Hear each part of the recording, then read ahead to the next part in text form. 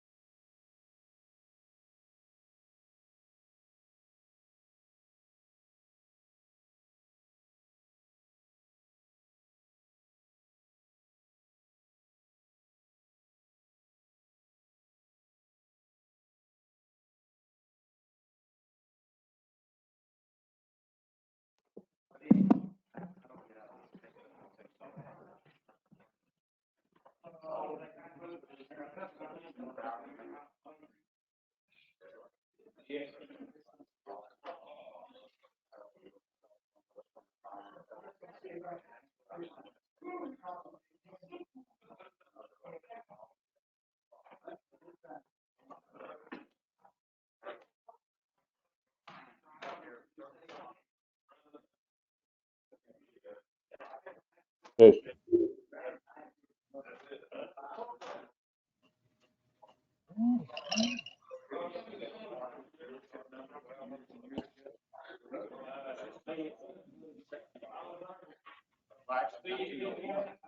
You hear me, Jules?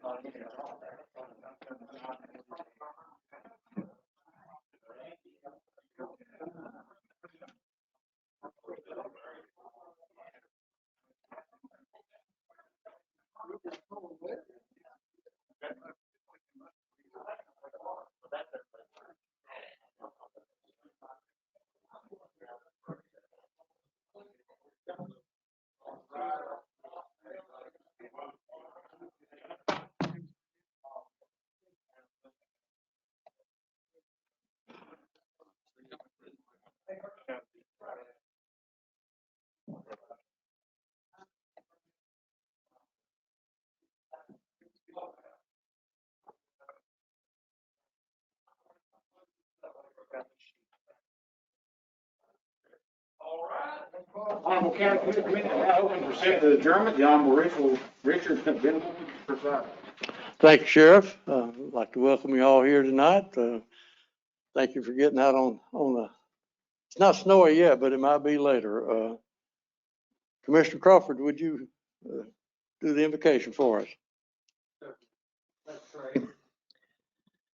Almighty God, creator of heaven and earth, we are grateful for the many, many blessings of life that you have bestowed upon us. God, may we never take for granted your kindness and your grace and your mercy. Thank you for the good health you've provided for us. We know there's many that are suffering through this COVID and many other issues. We just pray that you would give them a touch and let them know, Father, that you care for them. Help us as we go forth in this meeting tonight, that what we would do and the decisions we make would be for the betterment of our community and our county. All of this I pray in the mighty name of Christ. Amen. Sheriff, would you lead us in the pledge? Attention, salute, pledge. I pledge allegiance to the flag of the United States of America and to the republic for which it stands, one nation under God, indivisible, with liberty and justice for all. Thank you, Sheriff.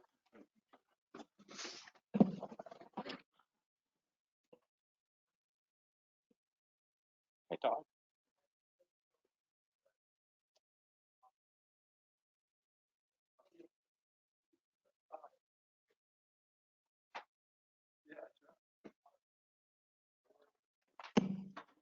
As you all know, at our work session the other night, I viewed it from home so I could kind of see what we looked like.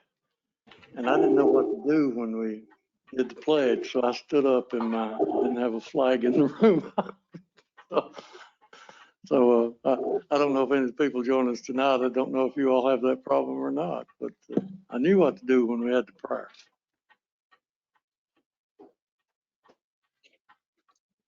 Let me share with you before we get started. Commissioner David Akert is not here tonight. David had some family things he needed to handle. And we got a nice note from David to the Sullivan County Commission members. Thank you so much for making a contribution to the Girls Inc.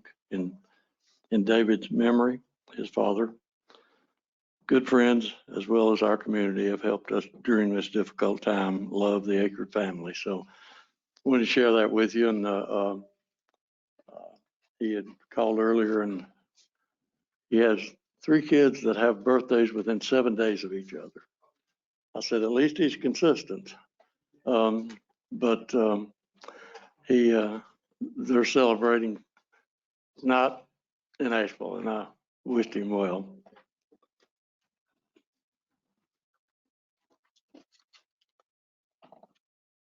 Looks like we've got everybody pretty well seated that's here. I want to thank all of you that showed up here, the courage to battle the weather that's coming. I want to thank all the people, all the smart people who are joining us from home tonight. Discretion is a better part of valor sometimes. So, Madam Clerk, would you take the roll?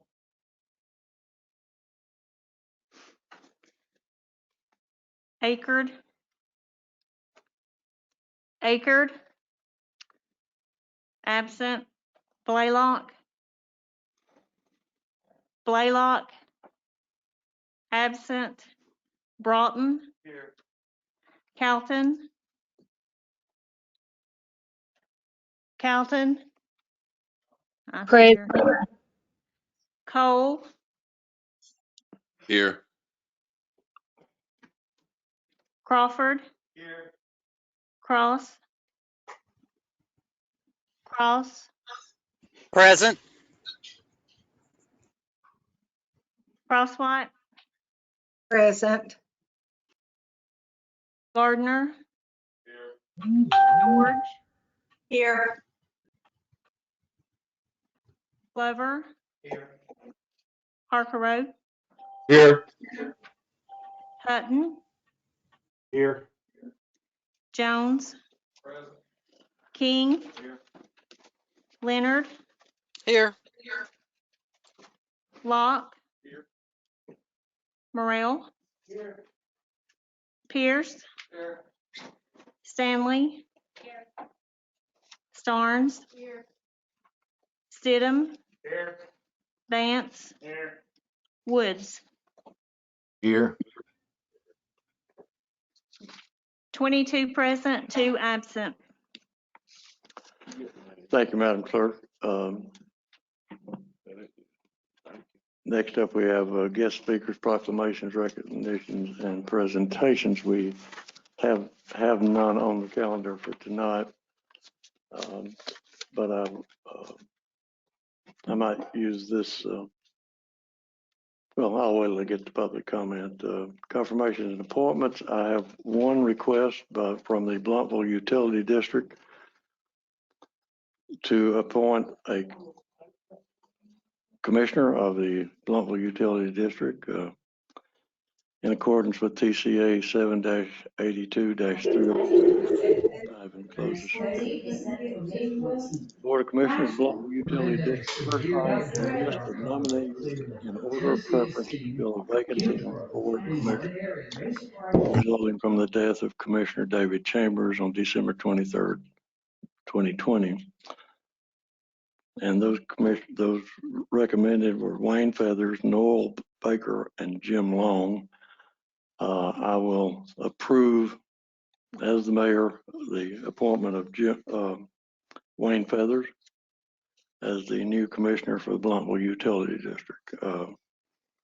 And I take this opportunity we have 7 utility districts in Sullivan County, and each one of you probably have one in your district unless you're just a city representative.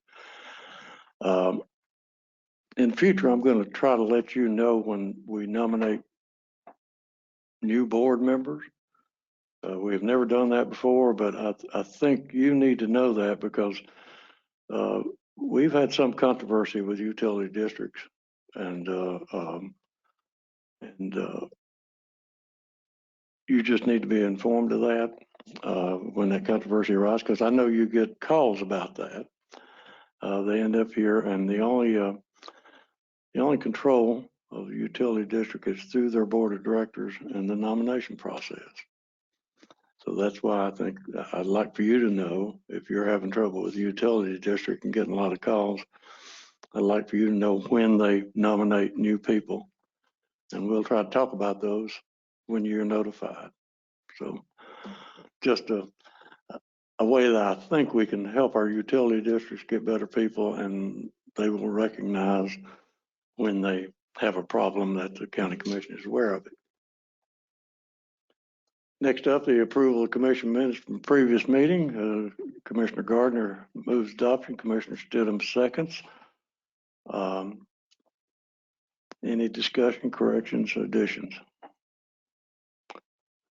Seeing none, we'll, Madam Clerk, we'll do a little housekeeping here. We've got the board available to us now, but let's do roll call tonight. Continue that. Bobby's put in a new computer and everything, so we'll get used to it before we break it in. So if you'll take the vote with a roll call vote.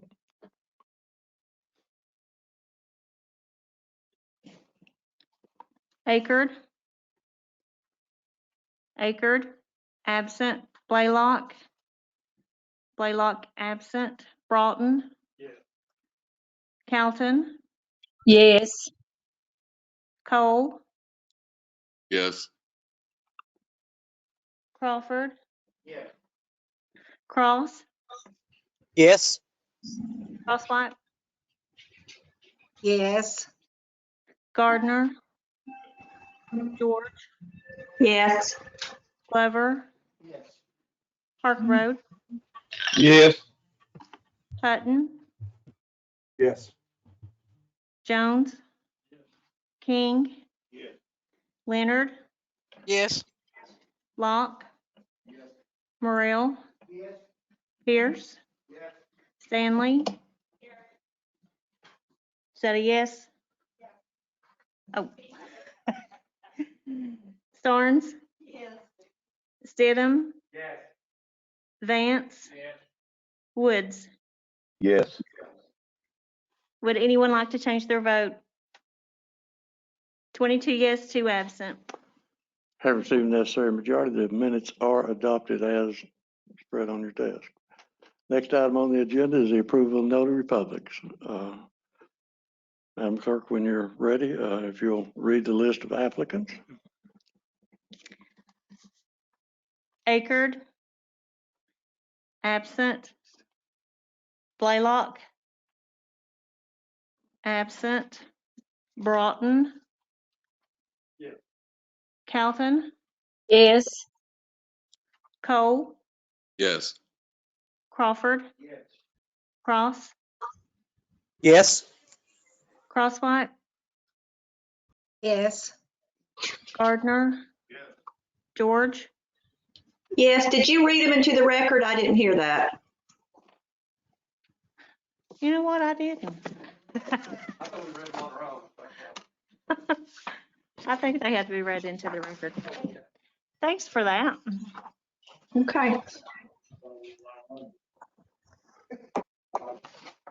And the names are Patricia Karen Bagley, Lisa M. Bowen, Erica E. Brammer, Valerie G. Burke, Barry Lee Carrier, Pamela Chase Banks, Judy M. Cole, Gregory E. Cook, Cynthia A. Kressel, Elizabeth Dye, Brandy Irwin, Beverly Estep, Shannon L. Gibson, Kathy Lynn Green, Carly Hale, Levita M. Haynes Moore, Deborah J. Helton, Donna Fox Hobbs, Angela A. Hutchins, Eugene Marshall Keeler III, Alexis Noel Knoll, Scott Lanesta, Michelle L. Lyle, Elizabeth M. Massey, Bridget Yvonne McCoy, J. David Miller, Tanja Moody, Douglas Allison Mullins, Kathy C. Patrick, Peggy Phipps,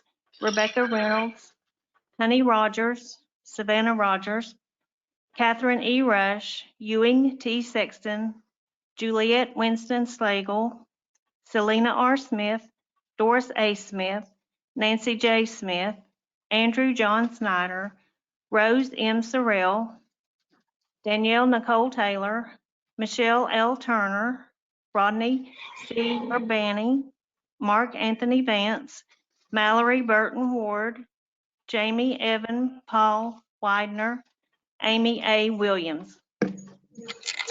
You've heard the list of nominees. Anybody have any questions about that or anyone on the list? Commissioner Morrell? You're recognized. On this, my daughter is on this list, and whatever, I just wanted to declare that it's conflict of interest. So I shouldn't vote on this. Sir? Thank you, Randy. Yes, sir. Anybody else? I'm sorry?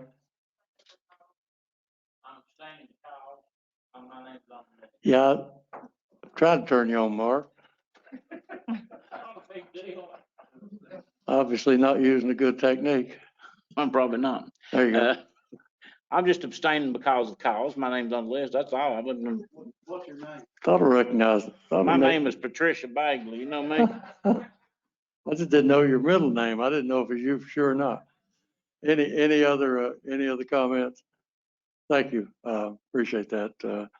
Madam Clerk, if you'll, we have a motion for adoption. Commissioner Crawford, second by Commissioner Stidham. Madam Clerk, would you take the vote? Akerd, still absent. Blaylock, absent. Broughton, Yes. Calton, Yes. Cole, Yes. Crawford, Yes. Cross, Yes. Crosswhite. Crosswhite.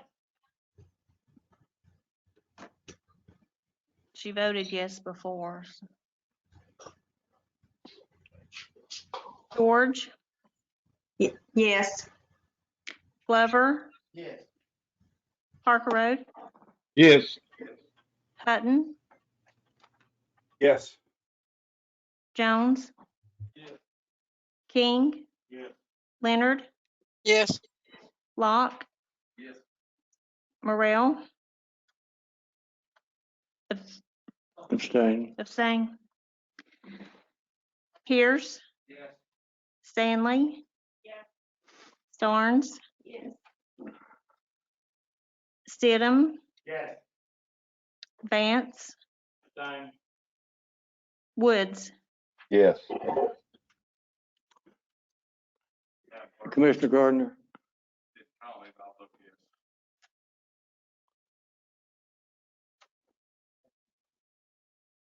What's your name? 20 yes, 2 absent, 2 abstain. Having received the necessary majority, the list as read is adopted. Next up on our agenda is public comments, and we have one gentleman that's here waiting to comment. We'll invite him in a minute. Let me, due to COVID and the restrictions that we've placed on ourselves for the health of our commission and staff, we have found it necessary to comply with health department orders by redoing our procedure that we'll use for public comment at work sessions and county commission meetings. And if you will indulge me, I will read it to you. This was sent out on 2/10 to commissioners and posted on the website on February 10th, 2021. Whereas in compliance with Governor Lee's executive order, this meeting is available to the public for viewing and or joining the meeting at www.sullivancountytn.gov via GoToMeeting, and a copy of the agenda is available online to the public on the county's website. Commission meetings may also be viewed on YouTube, Sullivan County TN Commissioners. In-person public comments. Public comment forms may be found on our website and should be emailed no later than 4 p.m. on the date indicated below. On the day of the meeting, please wait in the entry area of the courthouse until your name is called. A total of 30 minutes is devoted to public comment portion of the meeting. Commenters will be allowed in the meeting one at a time and be given 3 minutes to address the commission. Masks are mandatory. If you're unable to attend the meeting, you may submit comments to the board at any time through their email or postal address. Contact information may be found at sullivancountytn.gov, and there's a long list, but that is on our website. The agenda of the February meeting can be viewed at sullivancountytn.gov, and a continuation of the address that is on our website. Those wishing to make public comment must submit your form to the Sullivan County Mayor's Office at 3411 Highway 126, Suite 206, Bluffville, Tennessee, or angela.taylor@sullivancountytn.gov by 4 p.m. on the day prior to the meeting. and the form is available on the website. Our guest tonight did not see those instructions. I had not read those instructions to the county commission, so I'm going to ask Angela to invite Mr. Rodney Pageant into the courtroom to address the commission meeting for 3 minutes.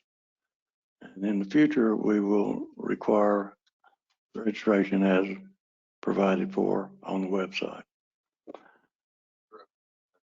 Rodney, you're here. You're welcome to the podium.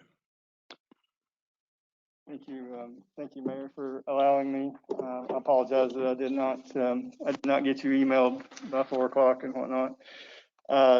It makes it a little bit harder for me to come in here and be probably the way I wanted to be. But the other thing is I see that you guys have added an item 13 tonight that wasn't on that original agenda either. So I've been trying to read through that while I was sitting out there because it kind of goes to what I was wanting to talk about. I want to say, first that I was pretty disappointed at the beginning of the month whenever the school spent pretty much most of January trying to work out a deal with the access road. And I listened to most of those committee meetings, executive committee and the education committee. And I kept hearing a lot of, most of the commissioners here would like to get safe travel into the school. We're behind you, but we can't do it because of a private partnership. So the school went back to the partnership group, and they decided, okay, well, we'll sell you the land and do the work. Then there was concerns about the lack of bidding, and not sure what I'm doing wrong. I'm sorry. No, I don't believe it's you, Rodney. I would ask commissioners that are joining us, would you mute your microphone? Sounds like a Star Wars movie. Well, let's try it again, Rodney. Sorry about that. But, the next thing that came up was the lack of public bidding. So the school board went back. The deal turned into a land option purchase, land purchase / put out for design and construction for bid. Then they even revised it again to a bid on the design and followed by a bid on the construction. Things that were brought up. One was a conflict of interest, which is ridiculous. I mean, and that was even brought up in a media, interview a day after the attorney said that wasn't an issue. That's pretty bad to drag private citizens through the mud like that. So another issue, as far as the bidding goes, I thought the school addressed. I know there was concerns about a blank check without any designs and plans other than just kind of rudimentary information. The same sort of guidance there wasn't used back in September last year whenever we passed the $80 million bond for the jail. I can remember one of the comments and discussion there is when it comes time for these designs to be made, we're going to need to have money in hand. So, I think there's some inconsistency with how things are handled here. Now, on the flip side, one of the concerns was that money from the schools was being used, and I agree with that 100%. So, I guess I'm just here to complain. But I do ask that whether it's coming back with a design only and not putting the money figure on the bond, I still ask that you look at an access road again, if you can. I don't know if you can even do that with a 2-15 vote or not, because I'm not sure. I'm not an engineer, but I'm just not sure that this widening of Lynn Road and Henry Hart is going to be sufficient. Looking on here and seeing that there's even talk of working on Henry Hart, at least it sounds like maybe something's going to be done by the school or by you guys or something for extending out a back entrance to Henry Hart, and I hope that does happen. Part of that access road bill was paving that road, if possible, out of the backside to Henry Hart to give another access point. And I really wish that you guys would truly come to the table and look at this in a productive way. I do actually appreciate seeing this resolution 13 because it does finally give us a little bit of a plan as to what the widening process is going to be. I still don't see a cost estimate or any detailed designs on that either, but that would be nice to have out as well, so that we could see how it's going to change the slopes and elevations and things like that on Lynn Road. I would think that's something you guys should see as a group. But I guess my big point is, just I kind of wish that the grandstanding and the name calling and the hurt feelings would kind of go away to the point that you guys could come up with something that would actually work to help with travel coming into that new high school. I think it's going to be a great high school, but it's only going to be as great as we allow it to be, and all the infighting is not going to help us with that. So that's all I got to say. Thank you, Mr. I appreciate Patton. the time. I'm sorry about not following the rules. That's all right. You've been here before, so we appreciate you being here. Thank you.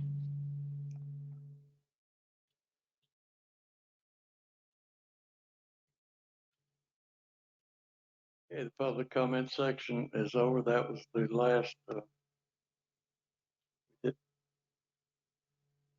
It's all right. You go right ahead, Herschel. We'll all recognize you in the well.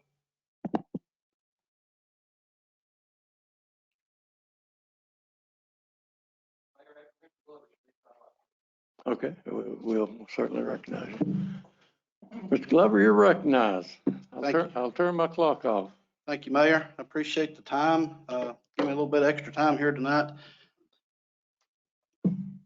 The reason I'm standing here is something that happened last month. And it's in my opinion, it's not going to happen to me again. And I want to make sure that it don't happen to any of the rest of you. We're all professionals in this room, and we're all here for the same reason, is to make things better for Sullivan County. And last month, there were some things that didn't go appropriately, and I would like to address some of that tonight if I could. And what I'd like to go over is the strength of this legislative body and where it comes from. Number one, law. Number two, resolutions passed by this Board of County Commissioners. Number three, citizenry that chooses county commissioners as well as a mayor as their intentional best choices to form a decision-making board. That's us. This legislative body is an extraordinary court of common and diverse backgrounds, including a commemorative pool of personalities and views driven by an intent interest in taking Sullivan County to its best place. The strength of this legislative body is dependent upon allowing the right of blending of these backgrounds of all of us. The road between Sullivan County and its greatness is not a simple one. However, this commission has reserved its identity as an active body, energetically seeking the best ideals and solutions to issues as we are duly elected to do. To help Sullivan County rise, this legislative body must provide shared input of ideals. That's ideals of all of us in this room. This process is hindered when significant information is withheld from its members. The mayor continually holds important details conducive to making important decisions being considered and evaluated by this commission, which may be leading to misinterpretation of decisions within our discussions. Recently, this practice was openly and easily acknowledged. Last month, during the discussion, Mayor, in our last business meeting for bringing forward the discussion of a resolution regarding the building of the road to West Ridge High School. Promptly deemed the details of the resolution I referred to, and I was addressed as that wasn't the truth, which was surprising and puzzling at the best to me. I was never apprised that revisions in the status of that road detail had occurred, and I don't think anyone else in here did either. The tone to let me know is disagreed and disrespectfully and unnecessary when the mayor has members of the governing body sincerely listening and deciding issues on such subject lines. Very important. Untruthful is someone who represents one set of facts while knowing that a different set of facts prevails. I was not trusted to be informed of a different set of facts. Therefore, I was not being untruthful. It is established that one important way to build a community's brand is through a strategically embedded in trust between its mayor and the legislative body. The welfare of Sullivan County depends on it and depends on us to do that. We can disagree, engage in healthy debate among commissioners and the mayor. If the conversation does not start with, "That's not the truth," that's not the truth. Our most important duty is to serve fairly and justly with transparency at the forefront of our duties. More respect and more trust for commission members is required by this mayor to assist with ideals coming forward. When this mayor does not trust his commissioners, he is not trusting the voters' choices of representation of their areas. Our legislative body should be designed as measured to approach to provide the best exit outcomes for Sullivan County. Sometimes changing outcomes is as simple as finding people who operate by the same protocol.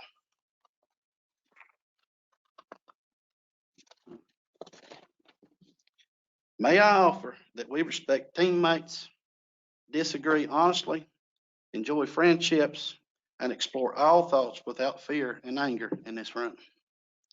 Decision-making becomes a solo if only one voice can be heard, which is never as powerful as the complete choir. That's all of us, all 24 of us.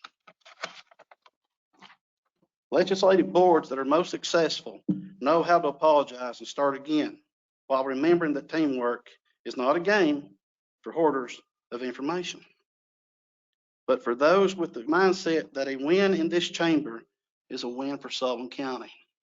And that's what we're here for. I love Sullivan County. I want my grandchildren to stay here and grow up. Sullivan County is a gold mine. And there's a lot of folks that depend on us. And we can and we will make a difference. Last month, disrespectfully called me untruthful and out of order. I respectfully called the mayor out of order for making that comment last month. Mayor's job design is complex. Operations are simple. Trust these 24 county commissioners in this room. Trust us. Next step for us to resolve includes scheduling an appropriate forum for mayor updates, which appears to be monthly to the county commission. Work session time when commissioners are assembled routinely to do their county business. I guess what I'm getting at is Mayor, everyone in this room supports you. And we want to work hard to make Sullivan County the best it can be. But in order for us to do that and continue forward in the business of Sullivan County taxpayers, we want you to give us and provide us with the information that we need to make Sullivan County the best it can be.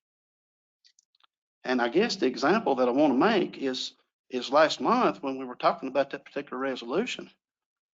I know we had to wait on some things to come back, but still yet, we should have been given that information before we even sat down to discuss it.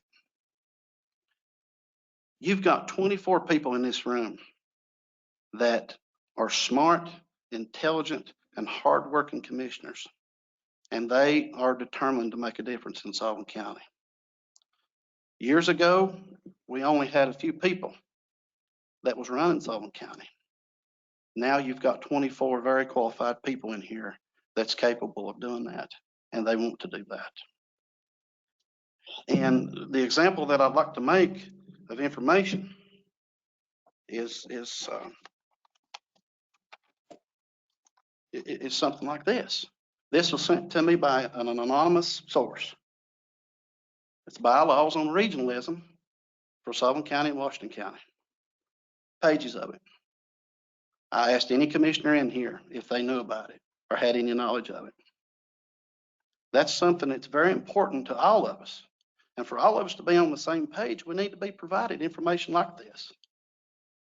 Another example that I'd like to make is I got a text message the other day of a House bill that is being represented by Senator Crow in Washington County. And a Senate bill and a House bill has been represented by Mr. Hicks. Both of those are from Washington County. It's got Sullivan County's name on it. Sullivan County has some of the best representatives in the state of Tennessee right here. And we got a senator here in Sullivan County too.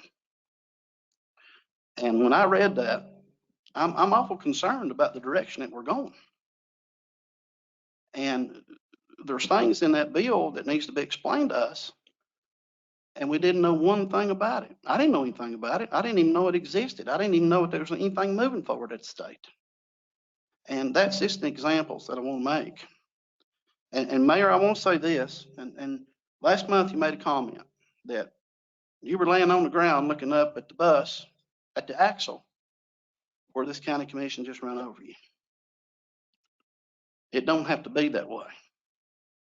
You can, if you will work with us and give us the information, you wouldn't believe how much easier it will be on you if we're all on the same page. We can do this. We have done a lot of good things in the last 2.5 years. I'm very proud of the things that we've done here. And we have got a lot of work to do. A lot of work to do. And I am ready to roll my sleeves up and get to work. But give us the information that we need, share things with us, work with us, and your job will be 99% easier than it's been. Nobody in this room is against you. We're all together. We're all one. And we're all one for Sullivan County. And if there's ever been a resolution that I've brought in here to any of you colleagues that you're not comfortable with, please point it out and tell me.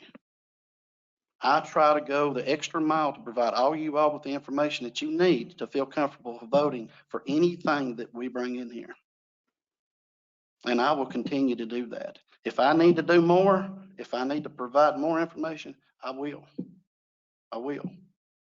But since last month, I'm more determined than ever to make a difference. And with your help and the mayor's help, we will. I thank you for letting me speak tonight. I appreciate all y'all's friendship and all the hard work that everybody puts in here. Sullivan County, like I said, is our future and our kids' future. And I appreciate you letting me speak. Thanks. Thank you, Commissioner. Appreciate that. I'll withhold any comments for a personal privilege point after we have Mr. Broughton.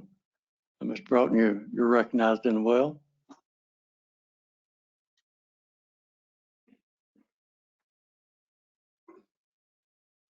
Thank you, Mayor, and thank you, Commissioners. I'm going to try to be as generic as I can about this, and I'll try to be as quick as I can. We might be in for a long night, but there's been a plethora of misinformation going around, and on social media is absolutely bombarded with all sorts of opinions that people present as facts. And I come tonight just to clarify some of the facts of the situation. We're going to go a little history lesson tonight, but I'll be quick about it. In 2011, my daughter was in middle school. We lived at the same house 29 years. She was in middle school and had been to 4 different schools. We didn't move. This was because the BOE was shuffling kids around. I talked to my local BOE representative the night that they were planning on moving the 6th grade into North. I was told, oh, I'm against it. I'm going to vote against it. Well, that night it passed unanimously. Me and my representative had a talk, and I said, I thought you were going to vote against it. He goes, well, it wouldn't have mattered. I said, it would have mattered to me. You know, this coming election, somebody run against you. Well, that somebody turned out to be me, and I won in 2012. That's what got me into the political business right there, because I was upset over my kids. On the BOE, it was emotional for me because I watched those kids grow up, my kids, neighbors' kids, and everybody else. Okay, so this starts moving forward. When the 6th graders were moved into North, some of you may or may not know, the director of schools told the North community, you won't be bothered for 10 years. Ironically, he told the truth. It's 2021. So this was in 2011. Ironically, that turned out to be a true statement. It wasn't what he meant at that time, but ironically, that turned out to be a true statement. So we're moving ahead. After I got elected on the board, a few months into it, we had a meeting at Central, and our call went out to the South and Central zones. When we showed up for the meeting, scenario 3 was presented, which would have either closed or North or made it a middle school or high school, one or the other. I said, we can't discuss this now because the North folks weren't notified. The BOE took a vote, and that set the tone for the rest of the 2 years I was there with a 6-1 vote. It was talked about. I made phone calls. We had people coming to the cafeteria. It didn't matter.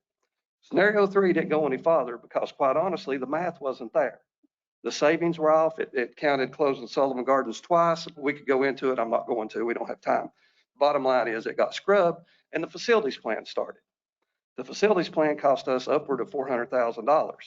The interesting part that some of you may or may not know is the current plan had nothing to do with the facility study. The current plan was created by the director of county schools and the director of city schools coming back from a trip from Ohio from the guy going over the plan. It's not reflective of what the study recommended, which is a very valid point that you need to remember. When this passed, myself and others, and some of you will remember this, said, we need a safety study. These kids are going to be driving 20 and 30 miles. We need a safety study.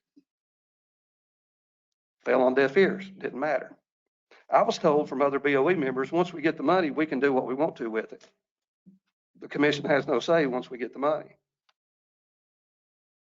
So when I read on social media and I read in the newspaper how we don't care, that's simply not true. That's not true. You can go back and look whenever I was begging for a safety study, which brings me to Mr. Glover's point. This whole commission was supposed to get the study that said the improvements at Lynn Road are what the study required to be safe travel. I've met with several individuals. I talked to them last year, and the word safety come up. The entrance to the school is not a safety issue.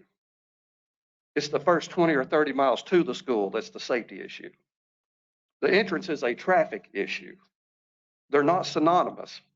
Just like coup and going by the rules are not synonymous, but some people use them that way. It's not the same thing. You know, we've got to tell the truth and go by what we know. And what we know is the BOE wanted to do this. It's going to happen. We're going to have to work with them, and we are. And not calling anybody out by names, saying stuff like the grandstanding and the name calling and this and that. I haven't heard that from this chamber, but I've read it in the paper and other places, and I've seen it on social media, folks. You know, and I think all of you sitting here looking at me know I probably had more shots taken at me than anybody, and I have kept my mouth shut. You know, because the reality is, I don't have to worry about it. People in my area know I'm telling the truth. They know I fight for them. If they ask me something, I tell them. They don't go back and ask anybody else because they believe me. They trust me. That's what it's all about. We've got to try to establish that trust with the BOE. I'm going to call one person out by name right now. If Mark Iverson tells me something, I don't look twice. I know it's the honest truth. I don't have to think twice. I'll count that just like money in my pocket. That's the relationship we need with everybody. Thank you all. Thank you, Commissioner. Anybody else at this time? Commissioner Croft, you're recognized. We can get your mic's on. Yes, sir. I would just like to say, on behalf of, and this is going to sound semi-self-serving, but it's not, because I've spoken to quite a few Sullivan County teachers that work at my school, and they all wanted me to express a huge thank you for the Sullivan County Health Department and 3 school systems working together to get those days for vaccinations. And I just wanted to relay that to everyone, that has been expressed throughout my school at least, and I know throughout many other schools. And I wanted to say that now because my son's a little sick tonight, and later on I didn't know if I'd be able to say it. So I wanted to express that now, that big thank you to the Sullivan County Health Department and the 3 school systems for working together. Thank you. Commissioner Cross, this is the perfect time to say that, and I hope our leadership in our health department is listening tonight, and if not, I will pass that on to them.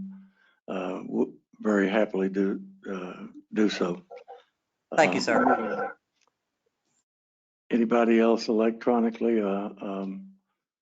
We only have 3 commissioners who are sharing their camera with us.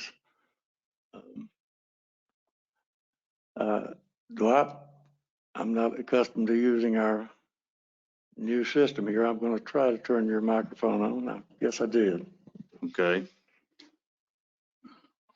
Thank you, Mayor. I know that it was hard, difficult for Herschel to stand up in front of this body and do what he did.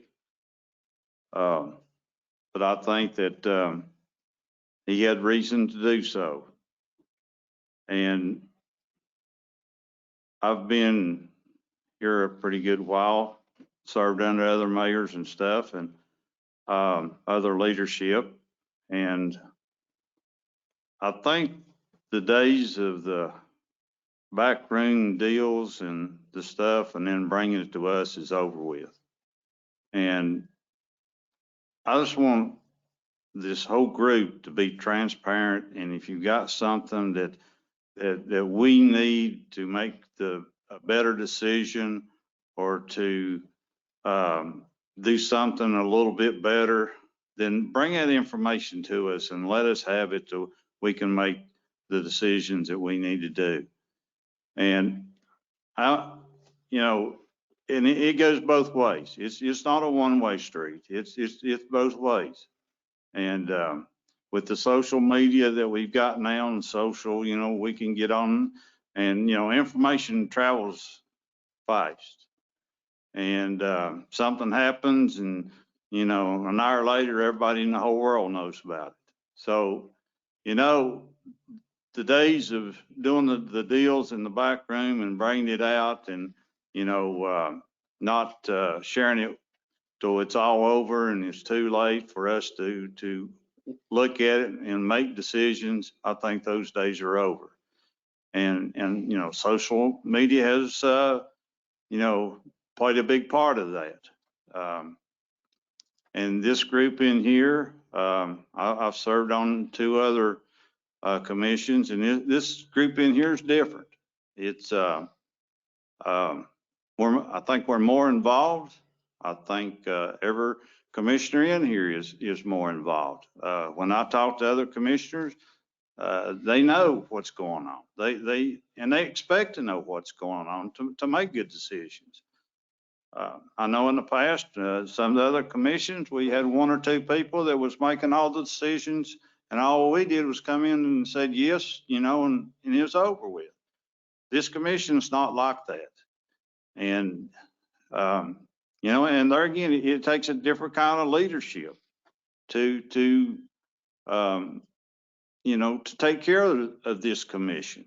And, but I think it's doable. And I think, with a little bit more transparency and a little bit more, us knowing what's going on, I think we can all make better decisions. And I think things will go a whole lot easier in here. And I hope, Mayor, that we can both change on both sides. I think we've got to. If this commission is going to succeed, it's going to take a group effort on both sides. And, I'm willing to work. I've told you before I'd be willing to work, but I've got to have that chance to do so. So with that, I thank you. Thank you, sir. Commissioner Crawford, you requested to be. Thank you, Mayor. Let me say that I am proud to serve with our professional staff as well as I am with this commission. I am proud to be able to have my name on this desk here. But at the same token, I want to do the job that the people elect me to do and make judgment calls the best I can. And this commission's talk transparency.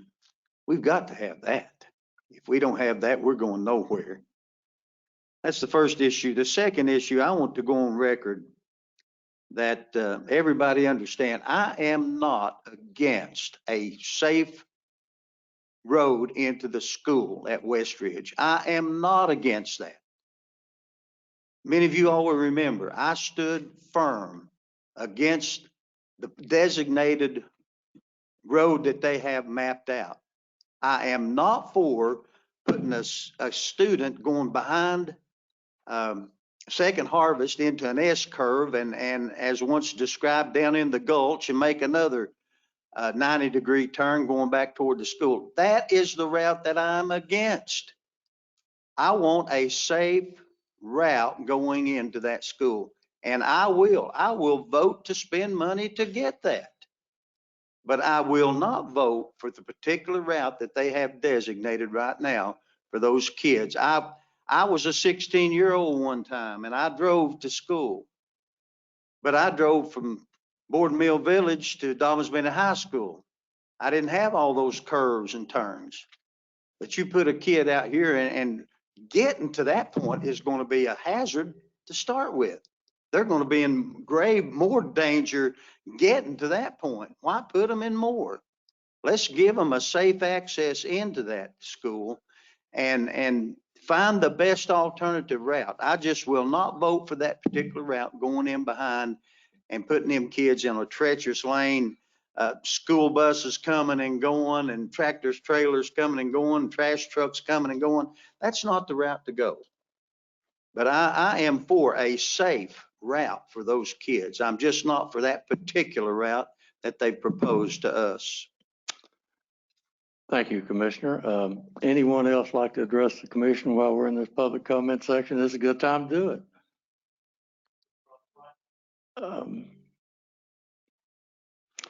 Mr. Crosswhite, I appreciate you all doing this. You can see it a little bit better, and I've got the 3 screens up here. Commissioner Crosswhite, you're recognized.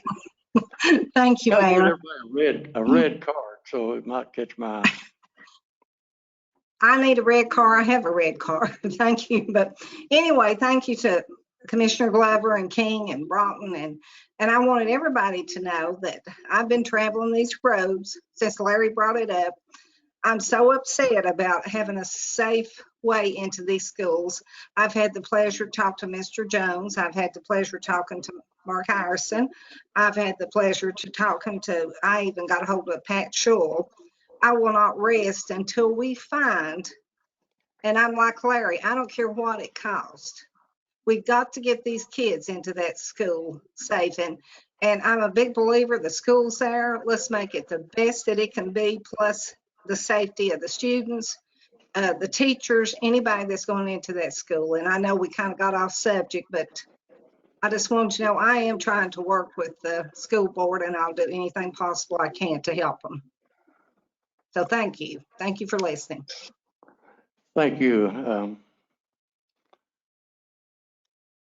County Attorney Street, you're recognized. Mr. Chairman, you know, I talked with the highway commissioner. There was an editorial in the Times News the other day about access to the new high school, and the accusation was that the existing access is not safe. Well, as an attorney, that concerns me. I think if we're not careful, we're digging our own hole. We're creating a problem that's going to be hard to get out of. There's a difference between making something safer. There's a difference between making something more convenient. There's a difference between making it easier as opposed to something being unsafe. I don't think we as commissioners can continue to call the access to this new high school unsafe, unless it is. And if it is, we're going to have to do something about it. But we can't be using that term and not do anything about it. We're going to expose ourselves to some issues down the road. So what I'm trying to say is, It's one thing to say that we could make the access better, to say that we could make it more convenient, that we could make the traffic move better, flow better, but to say it's unsafe, we shouldn't throw that around because that's got ramifications. And I will say this, and I don't want to put the highway commissioner on the spot, but after that editorial in the paper, I called him and I told him, I said, it's on your back. If the editorial in the paper called the access to the new high school unsafe, is that true? If it is, we need to realize that and accept that. If it's not, we need to quit saying that because we're scaring the public. And if something goes wrong, they're going to cram those words down our throat. So here's the bottom line. Number one, we need to determine if it is unsafe. I'm not talking about whether we can make it safer. We can make every road in Sullivan County safer. I'm saying we need to determine if it is unsafe, and if it is, we need to do something about it. If it's not unsafe, we need to quit calling it that because it's going to cause us trouble. Thank you, Mr. Street. Anybody electronically want to speak? Anybody we are back to where I can recognize you if you push a button. So we've got that much back. Anybody else? Well, I'll take a point of personal privilege now, if I may, with your permission. A lot's been said, and I certainly appreciate and understand and accept a lot that's been said. I felt as a father at one time that I possibly failed my kids in a way that I assumed they knew what I knew. And that's not always true. And it certainly wasn't true with my children. It's also certainly not true with you commissioners.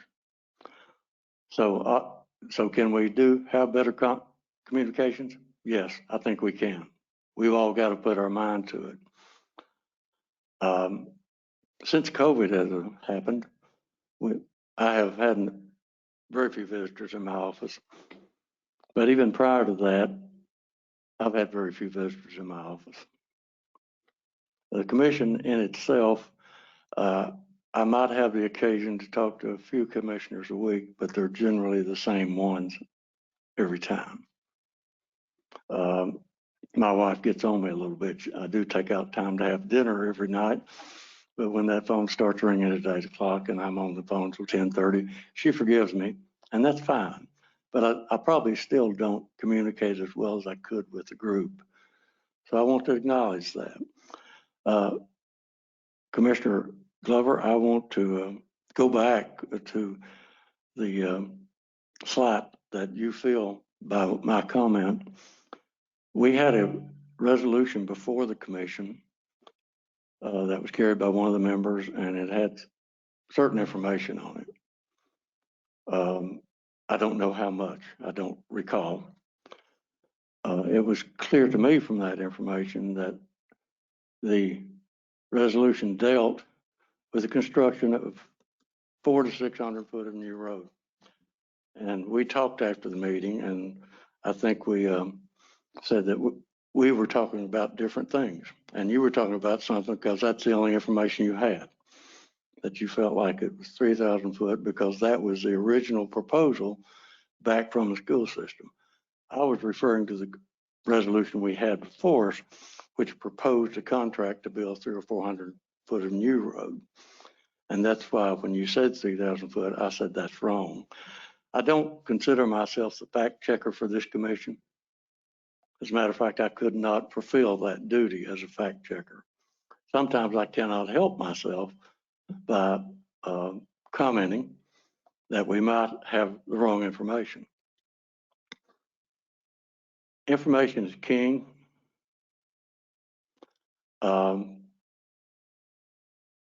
Commissioner Glover, you address me as mayor most of the time. That's my other job.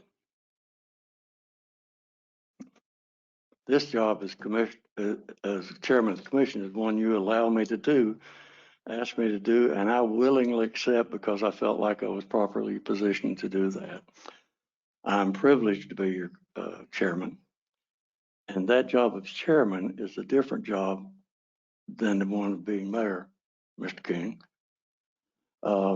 I've got to address a couple of things that were brought up, and I did make some notes. Let me address first the editorial that Dan spoke of in the Kingsport Times News this past week. When I read that Sunday morning, my stomach turned just a bit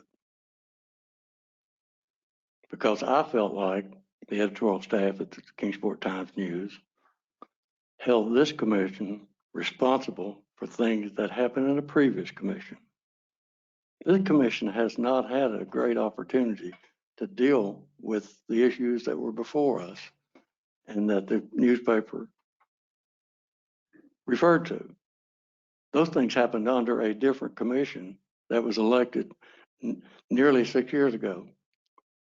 And they dealt with, and I don't know how many of you were here. I think I look around and see a few that were here during that commission, and you're shaking your heads, and you know it, and I know it. And my first impulse was to call the newspaper. My second impulse was to do a press release. But some things, when you stir them, it just makes them worse, and they stink. And you know, the media has taken a beating, and I don't want to beat up our media.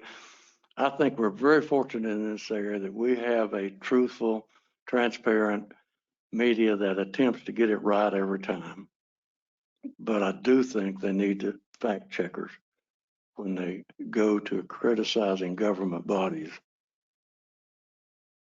So that's all I'll say about this. Past commissions and how they operated was mentioned by, I think, Mr. King and Mr. Glover. I think those people over there might be insulted by the comments that have been made here tonight. I've heard those comments too. I've never known this county commission to operate on the votes of 3 people. They always came to the full 24-man commission for a decision. If those commissioners on the wall over there didn't ask the right questions, didn't satisfy themselves, somebody had to bring a proposal. And I'm not going to defend that. But our form of government is somebody brings a proposal. It's you with a resolution, or it's a committee, it's an elected official with a proposal. But if that commission didn't ask the right questions, they didn't do their job. It wasn't the people that brought those proposals to them that didn't do their job. That commission didn't do their job. Now, I served on one of those commissions up there somewhere. Finest people I ever met, and as involved as anybody I've ever known. So I won't say anything more about that. I don't want to defend past actions. I will defend my past actions, but not the past actions of any commission. Another issue that's been brought up is regionalism. Mr. Glover has a set of bylaws. A little over 2 years ago, this commission met jointly with the Washington County Commission, just as a gesture of goodwill. There wasn't any ulterior motive in it. It was to say, folks, we recognize you're there. We can learn from each other. And we did that. And Mayor Grandy and I became better acquainted. And at the urging of local business, the word of the day was regionalism, and has been for about 4 years on the lips of our local business people. I go to the regional update, and I would hear about regionalism, and I understood what the business community meant when they said regionalism. They were looking at a regional labor market generally, or a regional market to market their products, and I understood that. I also understood that government in the region is a different story than business. We all have different views and perspectives. I was heavily criticized when I stood up at a networks meeting and declared the sovereignty, and that word sovereignty was printed in the headline that day, the sovereignty of the networks, that we were going to remain sovereign and that our purpose was to serve the people of Sullivan County. About a year later, the regionalism, it continued to come up. And when Joe and I got together, we said, okay, Joe, what could we do to better together? In the first district, we're dealing with over 400 elected officials. So we understood what the challenge was with 400 elected officials. There's no way we could touch them all. There's no way that we could inform them all.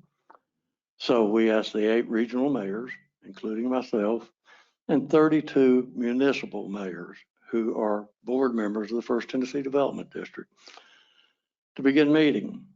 And we had several workshops that were facilitated by MTAS and CTAS, and it was those mayors of those cities that molded a regional view. What could we do regionally? We have a Blue Ribbon Task Force that was appointed. I think, Mr. Vanchi, I believe you're on the Blue Ribbon Task Force.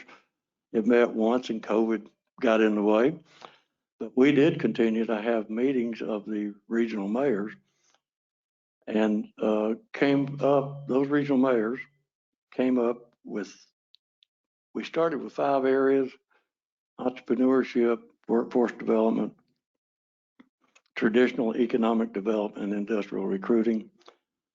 I mentioned entrepreneurship. Gosh, I'm going to draw a blank, but we came up with 5 of those, and I'll remember them in a minute. But we had we put out work groups of that group of 70 volunteers from the business community and the political community, which were mayors. Work groups were split up. They all took a subject and came back and reported to the Blue Ribbon Task Force about what they thought about our best efforts to be better regionally in those areas. The one area that was left out was existing business. We had one task force discussing how could we do that better regionally. They came back and said, we can't do it better regionally. That's local. Those are local businesses. So we put that aside. So that left us with tourism, workforce development, traditional economic development, and entrepreneurship. That's the four areas.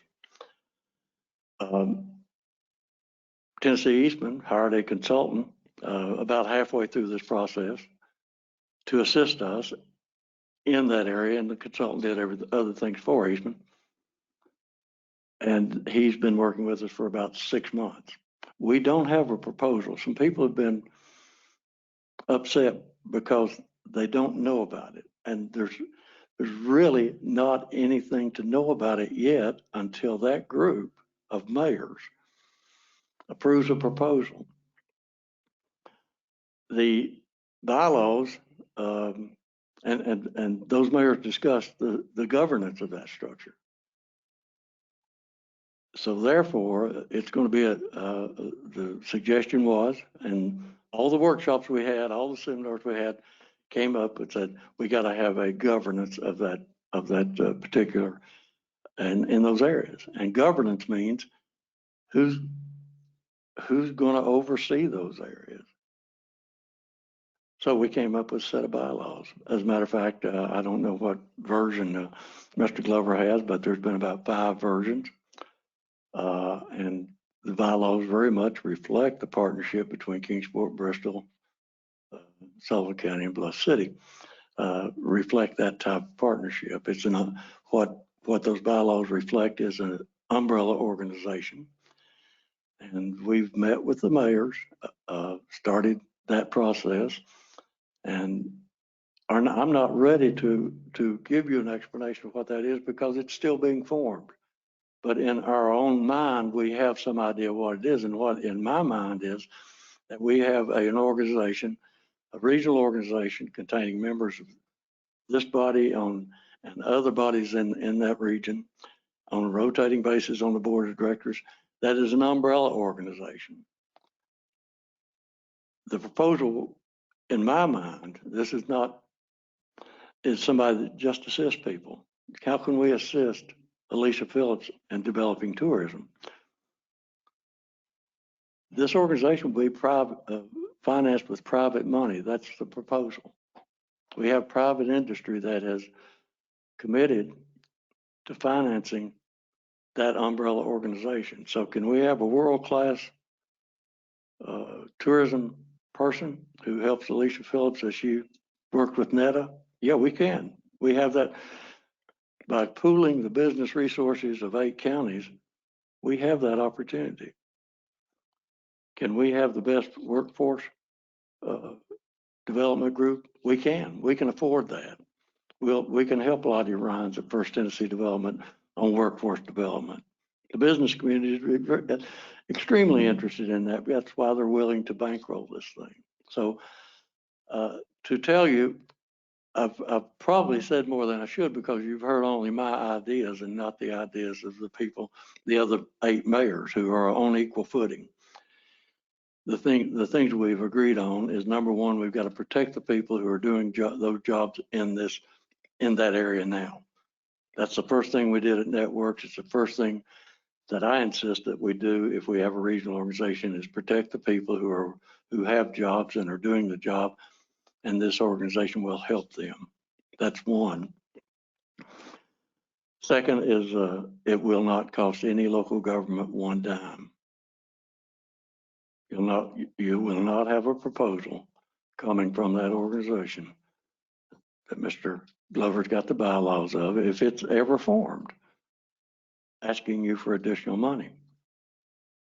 Now, I won't say that down the road 5 years that we may have made progress and we'd say, okay, we've found a better way to do some of these things. But initially, and I'd say that at least 3 to 5 years, it won't be a burden on our local governments. Our contact with Nashville will be stronger. Our contact with Washington will be stronger because we'll have people representing 500,000 voters, 500,000 people, probably 300,000 voters, who will get the attention they need. So that's where we are on regionalism. If I had something to bring yet, I brought it to you because I think it's that important to this region. And I'd rather do it right than to do it quick. COVID stopped us, but we've hit things that we had to overcome along the way, working with those 8 mayors. Let me spend just a minute to talk about the legislative bills that were mentioned, that were filed. The first resolution on your calendar tonight is on the hotel motel tax, and it was filed back in December by Commissioner Stanley. Commissioner Stanley and I worked together to see if we could get this initiative going. Washington County Mayor Joe Grandy became aware of that and said, we would like to participate in Washington County. We've worked with CTAS, had a model piece of legislation for CTAS. We found it had to have a private act. It's a long process. There had to be a law changed in Nashville for us to be able to take advantage of that. And Angie and I have worked together, or we've talked many times about this, and because she's wanting to move this bill. But a law does have to be changed in General Assembly. This is not without political cost to our elected officials. We have 4 of the best elected officials in the state here in Sullivan County. That's been mentioned. There are some people that will pay less political cost to do that bill than others.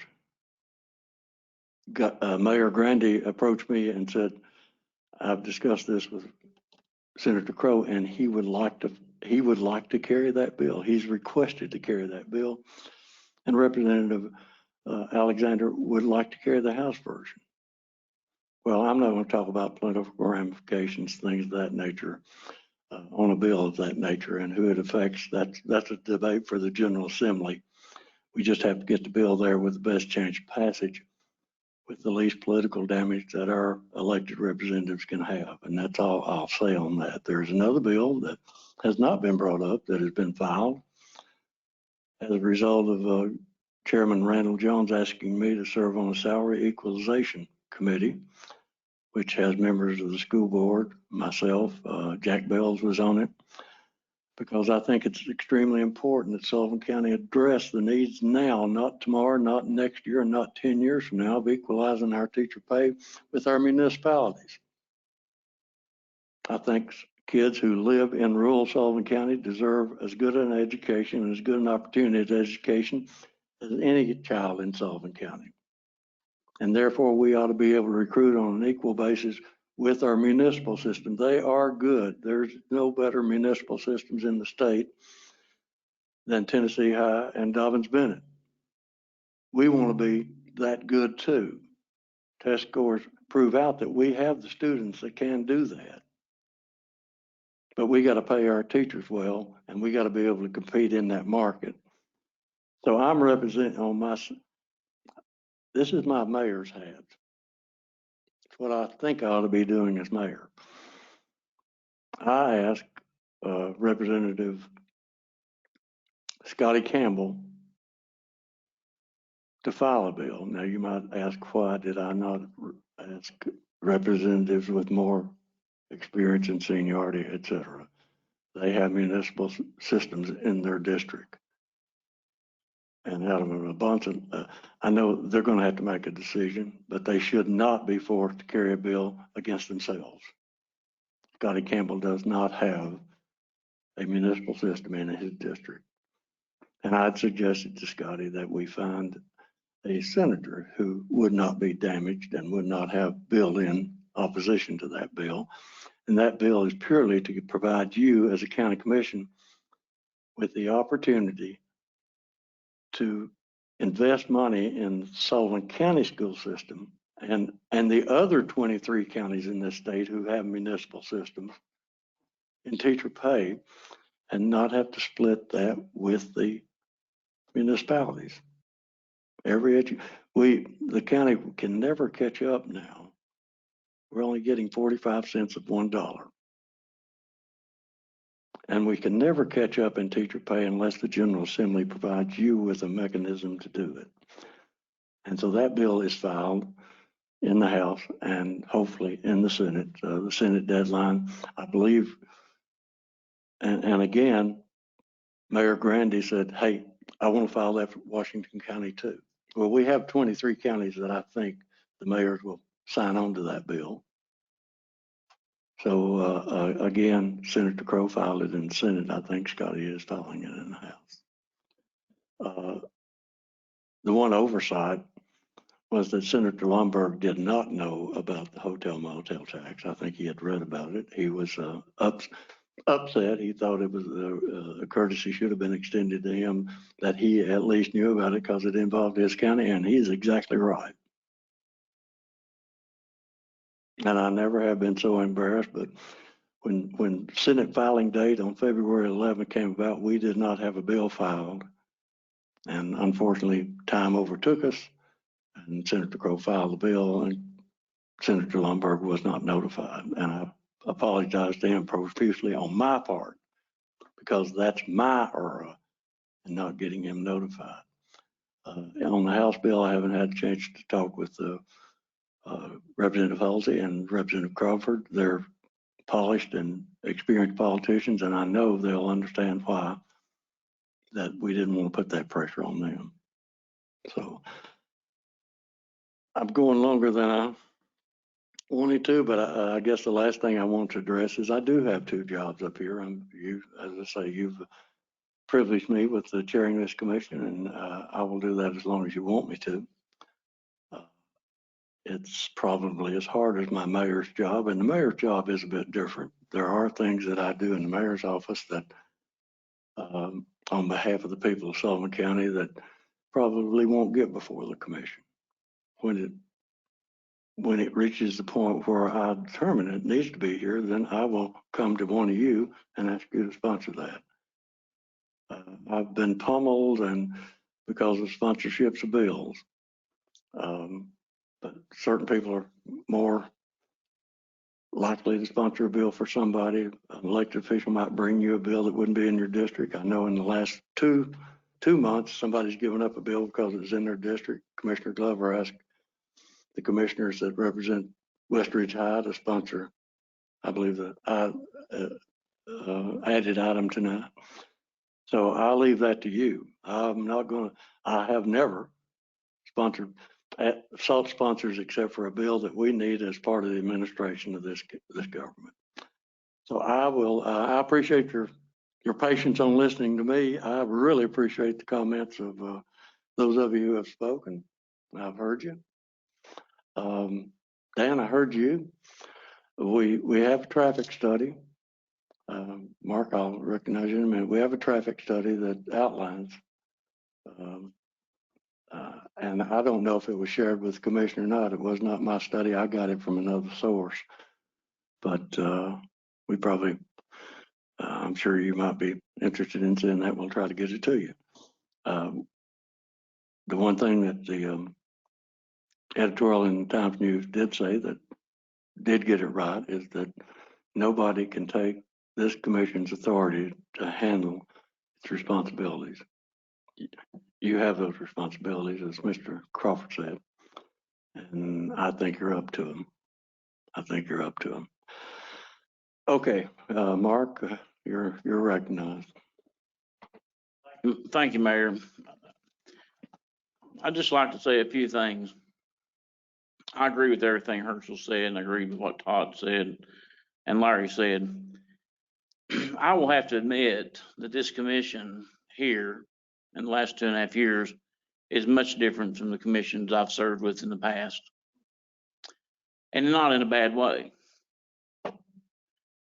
Serving with other commissioners, and not any discredit towards them, it seemed that we sat here as commissioners, and as I came on in 1994, I would sit here, and if I tried to pass a resolution, I would have to talk to a few others that kind of was the leaders of this county commission to get anything passed. The transition of what the commission used to be, and not being discredited to them, but more or less everybody followed 2 or 3 other commissioners' leads.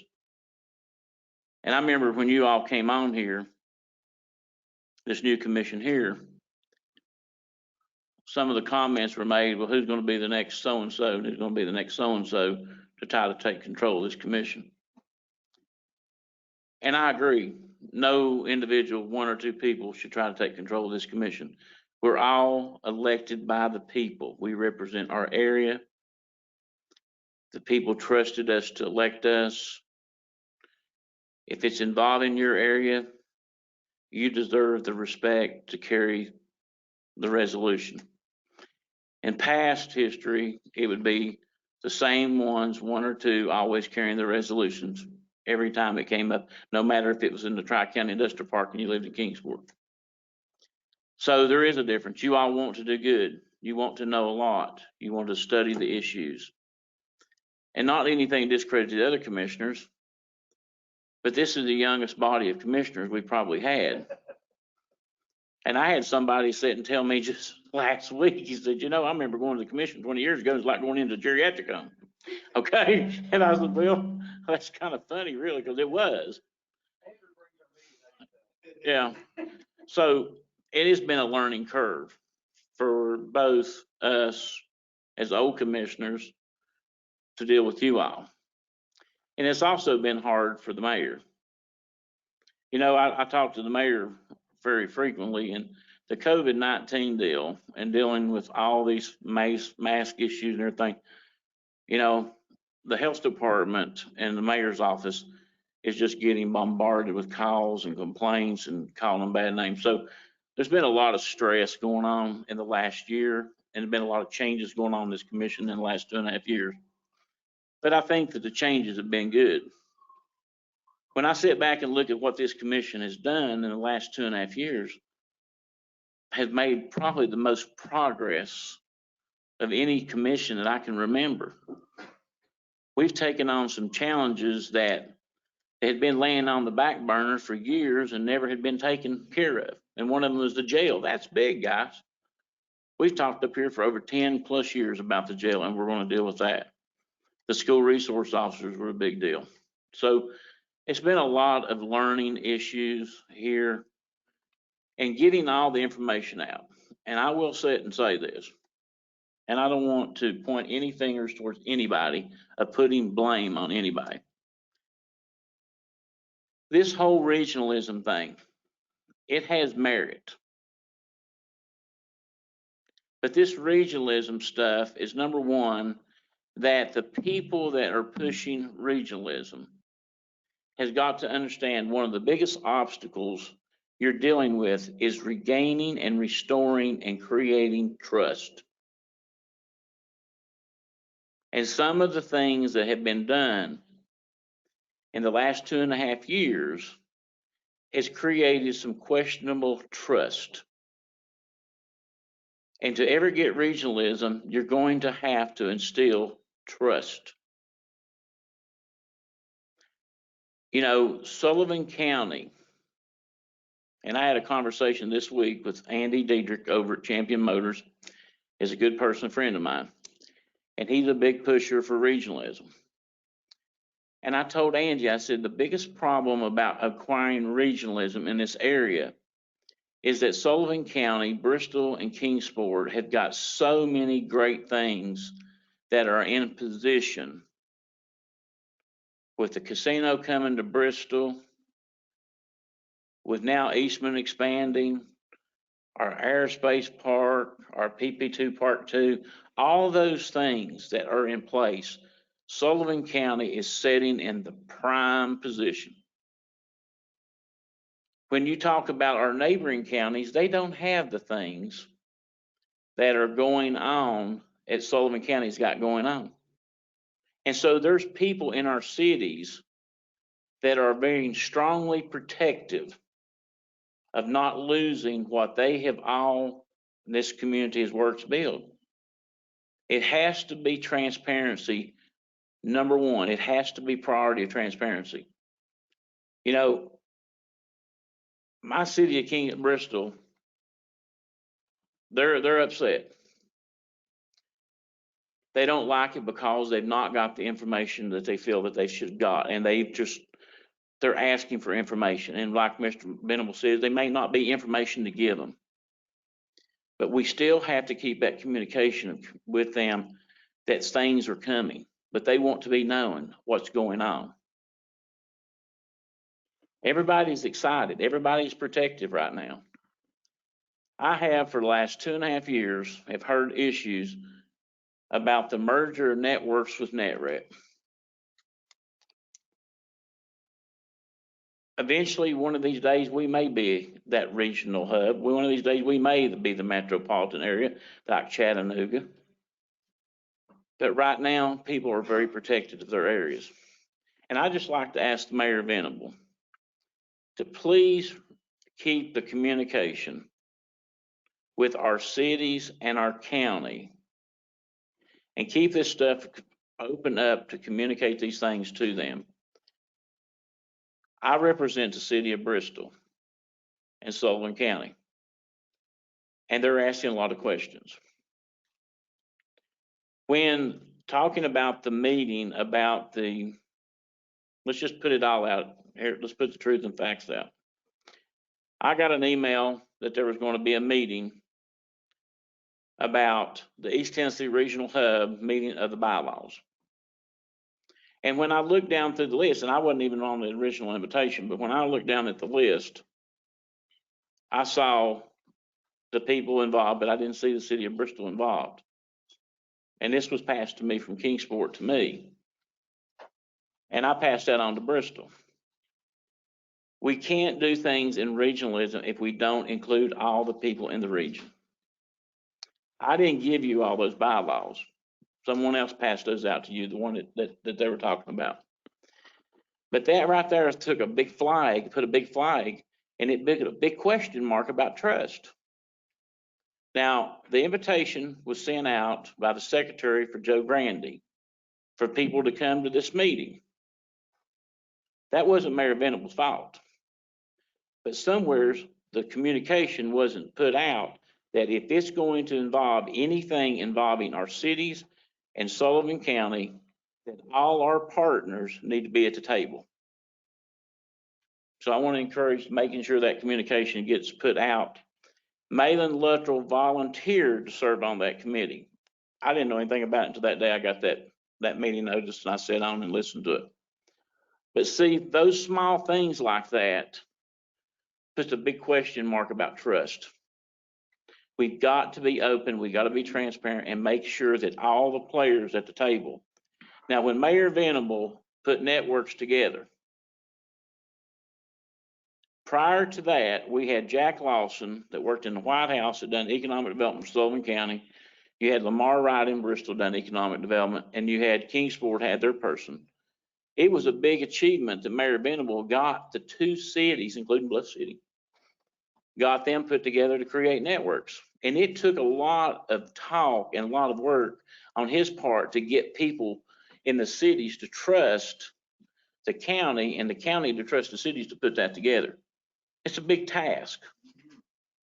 So anything we do on regionalism is going to be a large task.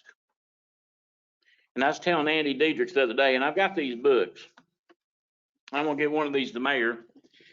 He had these over at Champion Motors. And this is really a nice book. It's a 2021 facts book for Washington County, Tennessee. And who produced this book was the Johnson City Press, which is owned by the same people that owns Times News and owns Bristol Herald Courier. That's a really good book. It's 31 pages. It has Bristol Motor Speedway in it. It has Ballard Health, of course. It has Rhythm and Roots. But we need to do one of those for Sullivan County. And so that's regionalism. And I asked Andy Diedrich when I got this out of his car lot, I said, how come Sullivan County is not including this? Why isn't this not done on regionalism? That's regionalism. It's where we all come together and promote our area. This is the most beautiful area that you can ever raise your family and live in. But if you want regionalism, this should have been Washington County, Sullivan County, Greene County, Carter County, Unicorn County, Hawkins County. And that should have been the book put together if you want to start regionalism. But I wanted to say that. Let's start today and let's go forward. Let's forget about the past. Let's go forward. Let's make West Ridge the best high school we can make. Let's do everything not based on history, but based on the future. And that is for all of us to work together and the mayor to work better with us and us to work better with the mayor. And then I think we won't have these bumps in the road. Thank you. Thank you, Mark. I would, I'm going to make a brief comment about no way in the world I can cover what you said, but I'm going to make a brief comment and then recognize Randy. Your booklet is capitalism. I have a box of 2020 in my office that's published by the Kingsport Times News. I got a call from Kingsport Times News that we're going to do that book again on Sullivan County. Can we use your introductory letter? That is not a regionalism effort. That's a capitalism effort. And if you'll look, all that advertising in there is a money maker for that particular. So I wouldn't say they're deficient. I think they hit the nail on the head by representing Washington County by the Johnson City Press, and the Kingsport Times News will do the same thing. The other comment I want to make is that you confuse, and I told you the other morning on Zoom call, and I told Malin on Zoom call, you all confused the studies looking to put networks and networks together with the effort that the mayors are making on regionalism. Got nothing to do with the regionalism that we're working on. That was a individual effort on the part of networks and net reps. Didn't work. About the bylaws. I mentioned earlier that I told President Eastman that we had 400 elected officials to deal with. 8 county mayors, 32 city mayors. And somebody had to put together bylaws, and we hired a law firm to do that. And somebody had to sit down and say this, and we couldn't get approval from 400 people. So there are some things, yes, that we do need to share and we need to be transparent. But there are other things that you need to do to get something started. When Jeanette Blazer and Bob Thomas and whoever the mayor was in Bristol at that time, and we sat down, we put together bylaws with the assistance of an attorney. Then we brought them to this body with an intergovernmental agreement and the bylaws, and this body approved them at that time. That's what the effort will be on the regionalism effort. When we get, somebody had to get a set of bylaws and say, let's start here and this is how we put the thing together. Commissioner Morrell, you covered a lot of ground, Mark, and I appreciate your remark. Thank you, Mr. Chairman. I just want to be brief, but when Mark was suggesting that, I know that I think you mentioned it too, Mr. Mayor. I've got one of these for Sullivan County out in my pickup truck, and it's a couple years old. There wasn't near as much advertisement in it as this one. May not have been any, but it was extremely helpful. And I was just thinking the other day when I was kind of cleaning out my pickup truck a little bit that we needed to get another one going, but that's a great idea, but less advertisement in it. Well, again, that's a private industry deal. It's not something that Sullivan County Tourism did or something that the Sullivan County Commission did or anybody. It's a private industry deal. It is a good example of the things that we can do together. Okay, you've got an agenda to go on. I don't want to leave anybody out. There've been some good comments, good discussion, and I certainly appreciate it. We do not have any amendment suggestions to the zoning plan tonight, and I thank my good Lord. Consent agenda is next. These are the items that in your workshop that Pro Tem Gardner was able to get on there, and he moves for adoption of the consent agenda, seconded by Mayor. Commissioner Starnes. Mayor, Yes. I need to withdraw one item from the consent agenda. Resolution. We did talk about 3. that, Mark. And I think what we have before us that we did bump that off, Mark. At your just making sure. Just making sure. I appreciate it. I was just looking down. I thought we had 4 on it, and the other one was yours. So it's back on the original agenda with the amendment. Thank you. So, thank you, Mark. Any discussion on the motion? Seeing none, we're ready to vote on the motion to adopt the consent agenda for February 18th, 2021.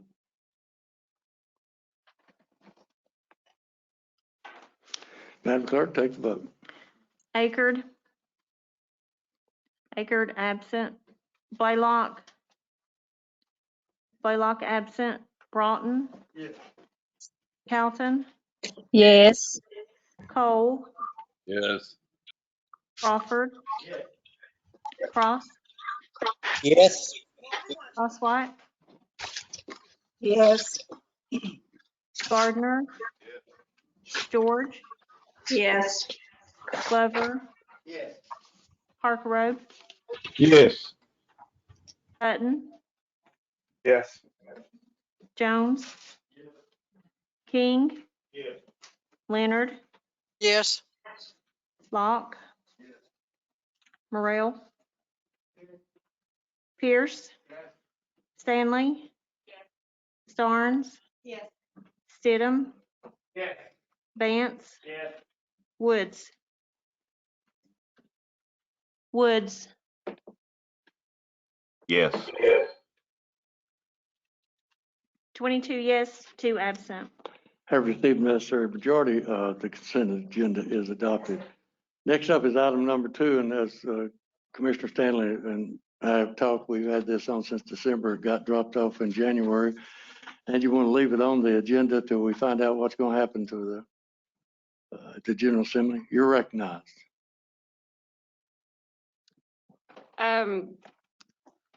This resolution was to create a private act for a hotel motel tax for Sullivan County. The intention for this private act was to bring in revenue for the county without being an increased tax burden on the Sullivan County property owners. In February the 11th, Senator Rusty Crowe and Representative Timothy Hicks filed a Senate bill and a House bill to exempt Sullivan County and Washington County from the prohibition on a county levying a hotel tax in a municipality that has the existing hotel motel taxes. Whenever I spoke with Mayor Venable, he had sent me an email where CTASC had drew up like a caption bill that Rusty Crowe was going to file because the deadline was that Thursday. I spoke with him on Wednesday night. And during that conversation, that night on Wednesday the 10th, it was a brief conversation through text that it was just a caption bill, and Washington County was wanting to do it too. So he said that Joe Grandy, Mayor Grandy, had asked Senator Rusty Crowe to do the caption bill. No matter the intent of this caption bill or the bill that was filed, this should have been presented, discussed, and voted upon this legislative body first. And then it should have been discussed with our county state representatives out of respect before any bill was filed. I did speak with them, all of our state representatives, on Wednesday night after I spoke with the mayor, and none of them knew anything about it.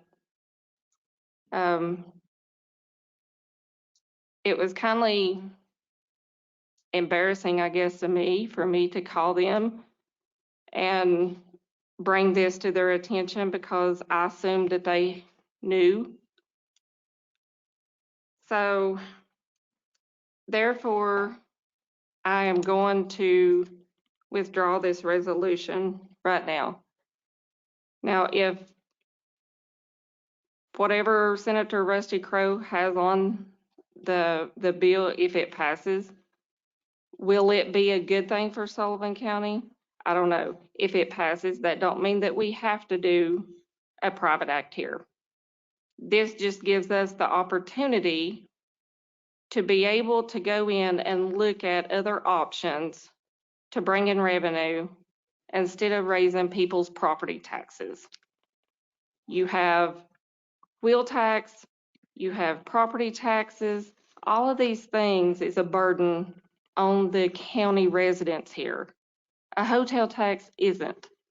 That will be paid by people out of the area. So that was my intent for this, and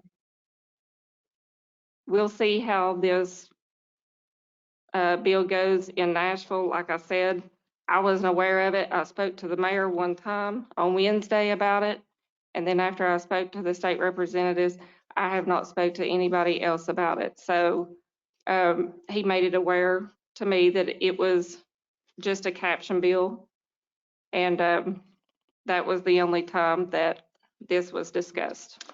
Thank you. Without objection withdrawn, I do want to ask a question. Did you make any effort to file any legislation to support this resolution?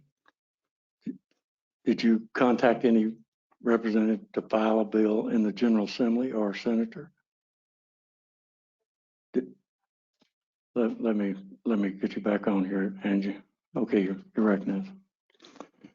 Yes, I spoke with Senator Lundberg, and I spoke with Representative Crawford. And you asked them to file a bill? No, I did not ask them to file one. Thank you. I asked them if they were aware. I thought that we had to come up with a private act here first and then give it to them to file. I didn't realize that they had to do anything first. I understand. Thank you. Commissioner Vance.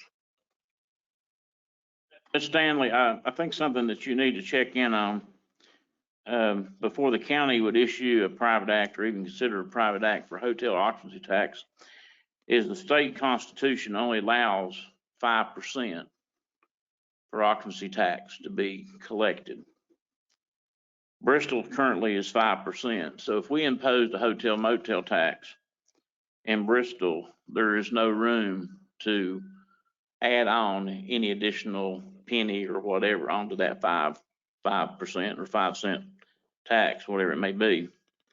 Also, you need to check in the city of Kingsport and see what their occupancy tax is too, if there's any growth. If we impose a hotel tax and it's already maxed out inside the cities at 5%, we're not going to gain anything except just any hotels out into the county area. The bill is, the resolution is withdrawn. Mr. Vance, Kingsport has a 7% occupancy tax, so I'm not going to be a fact checker for you.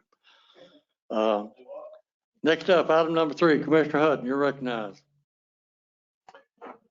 Thank you, Chairman. This resolution was, during our work session, I asked you all to put this on the consent agenda.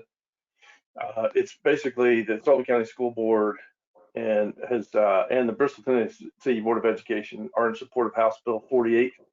During our work session last week, Bristol, Tennessee City Schools, their school board had not met until last Monday when they approved the same sort of resolution in support of House Bill 48. So I asked the mayor to pull this off of consent agenda and so that we could add Bristol, Tennessee City Schools on there. And so I'm asking for waiver of rules and for anyone who is votes in favor to be added as a co-sponsor. You've heard the explanation. Mark, you have filed the change with Angela, I believe. Yes, sir, I did. And you'll see there both the resolution from Sullivan County Schools and Bristol, Tennessee City Schools attached to the agenda there. Okay, you've heard the explanation. We have properly seconded by Stidham, Jones, and Stanley. Any discussion? We're ready to vote on item number 3 as amended. Oh, I'm sorry, Angie, I didn't see you. You're recognized. On that one, I know that the Board of Education, they had requested for everybody to sign a resolution. Do we need to do that? I know on their resolution, the joint resolution, they all signed it.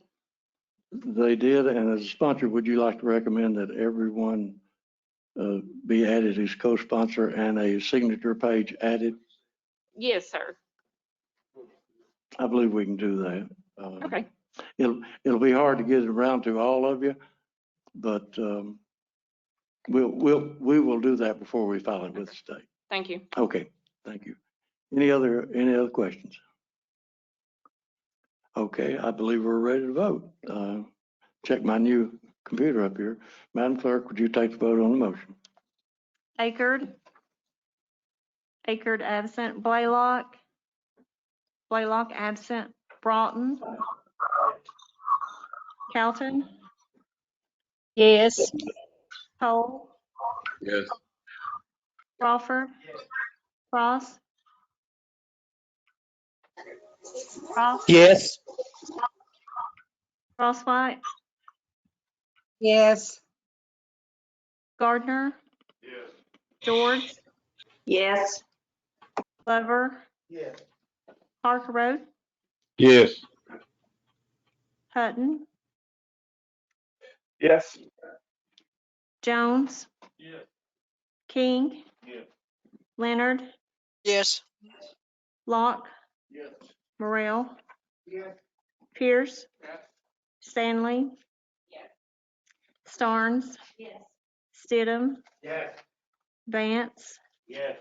Woods. Yes. Would anyone like to change their vote? 22 yes, 2 absent. Having received the necessary majority, the rules were suspended and item number 3 is adopted. 4 or 5 were on consent.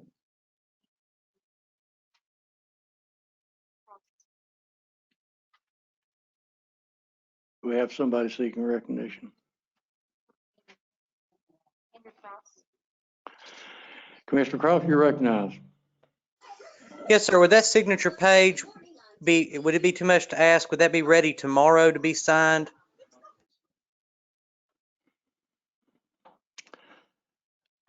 Let me check and see if Angela can get, we can't get the folks that are joining us as you are, Andrew.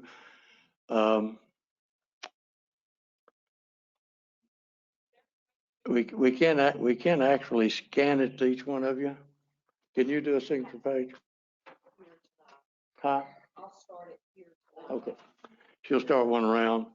And those of you who are joining us electronically, we will scan that to you. You sign it in a blue, if you've got a color scanner, and send it back to us. So thank you. Andrew, we'll do our best to get a scanned copy to you with as many blue signatures as we can.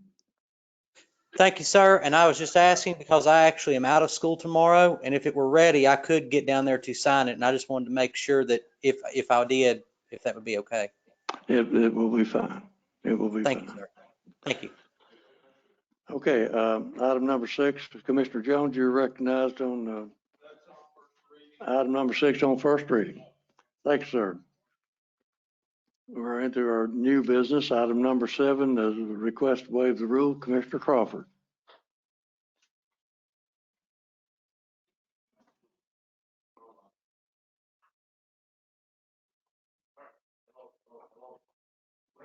Light, there it is. Okay. Let me get over here.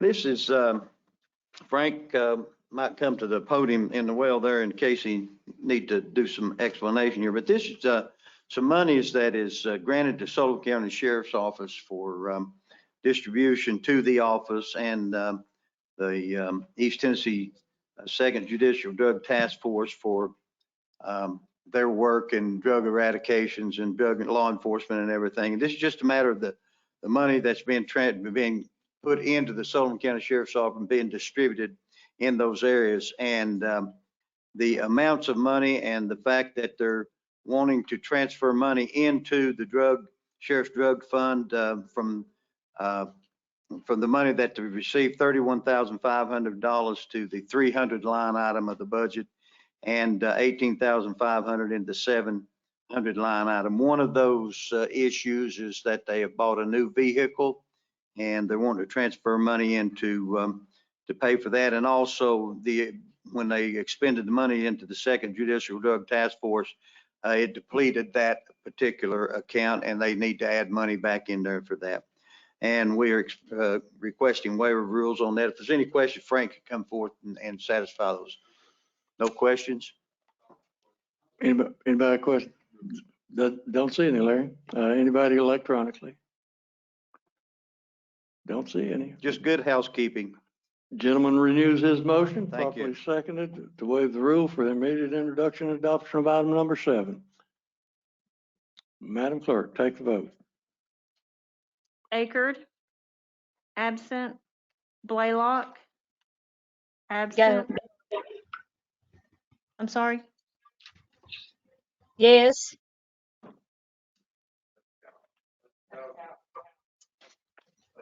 Oh, okay. Broughton. Hold on a Calton. minute. Yes.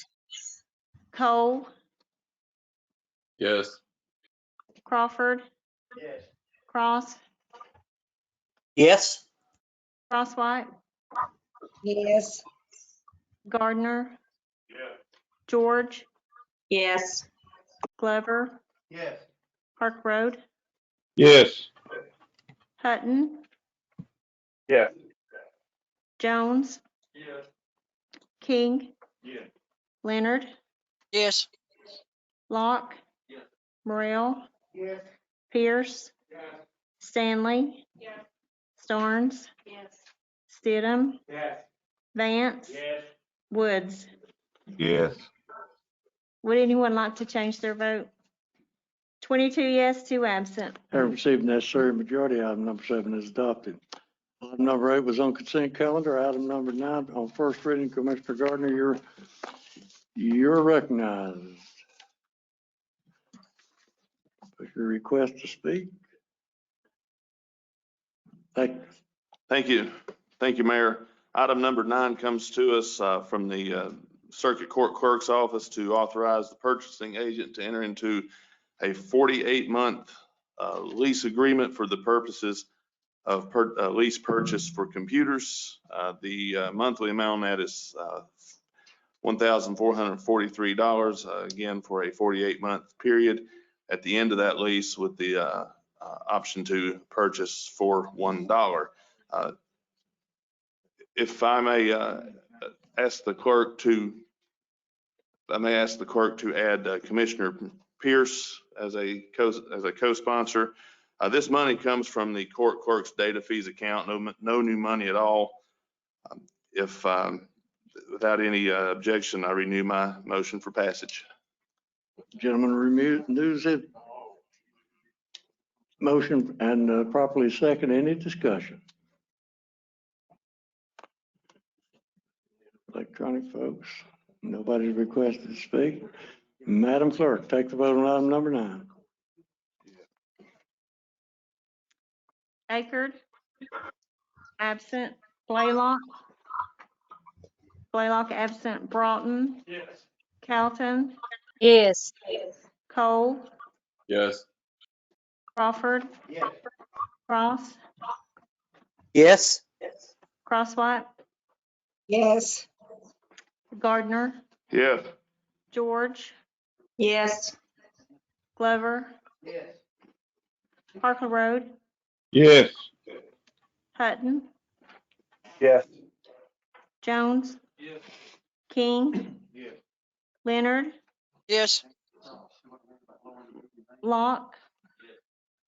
Morrell. Pierce. Stanley. Stanley.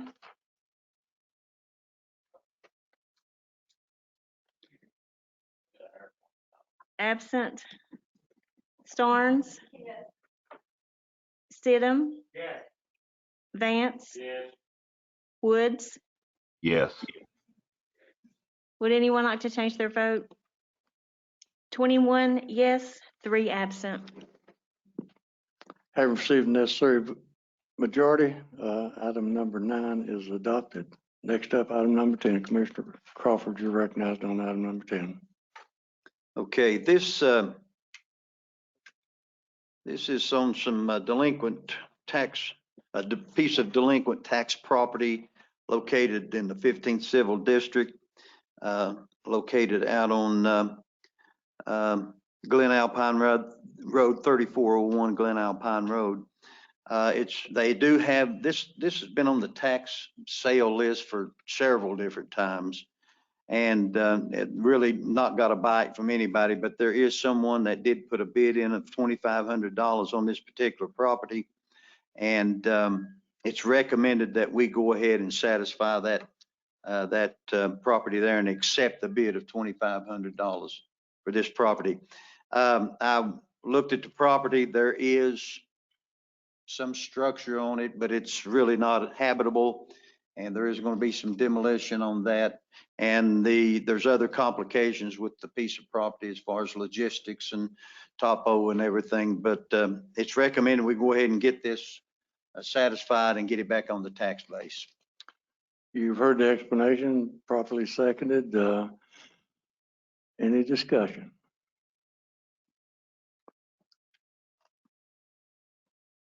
Gentleman renews his motion for the immediate introduction and adoption of item number 10. Properly seconded. Madam Clerk, take the roll. Take the vote. Akerd. Akerd absent. Blaylock. Blaylock absent. Broughton. Calton. Yes. Cole. Yes. Crawford. Cross. Yes. Crosswhite, Yes. Gardner, George, Yes. Glover, Parker Road, Parker Road, Yes. Hutton. Yes. Yes. I got you, Terry. Hutton, was that a yes? Yes, ma'am. Yes. Thank you. Jones? King? Leonard? Yes. Locke? Morrell? Pierce? Stanley? Starnes? Stidham? Vance? Woods? Yes. Would anyone like to change their vote? 22 yes, 2 absent. Have received necessary majority. Item number 10 is adopted. Commissioner Crawford, you're.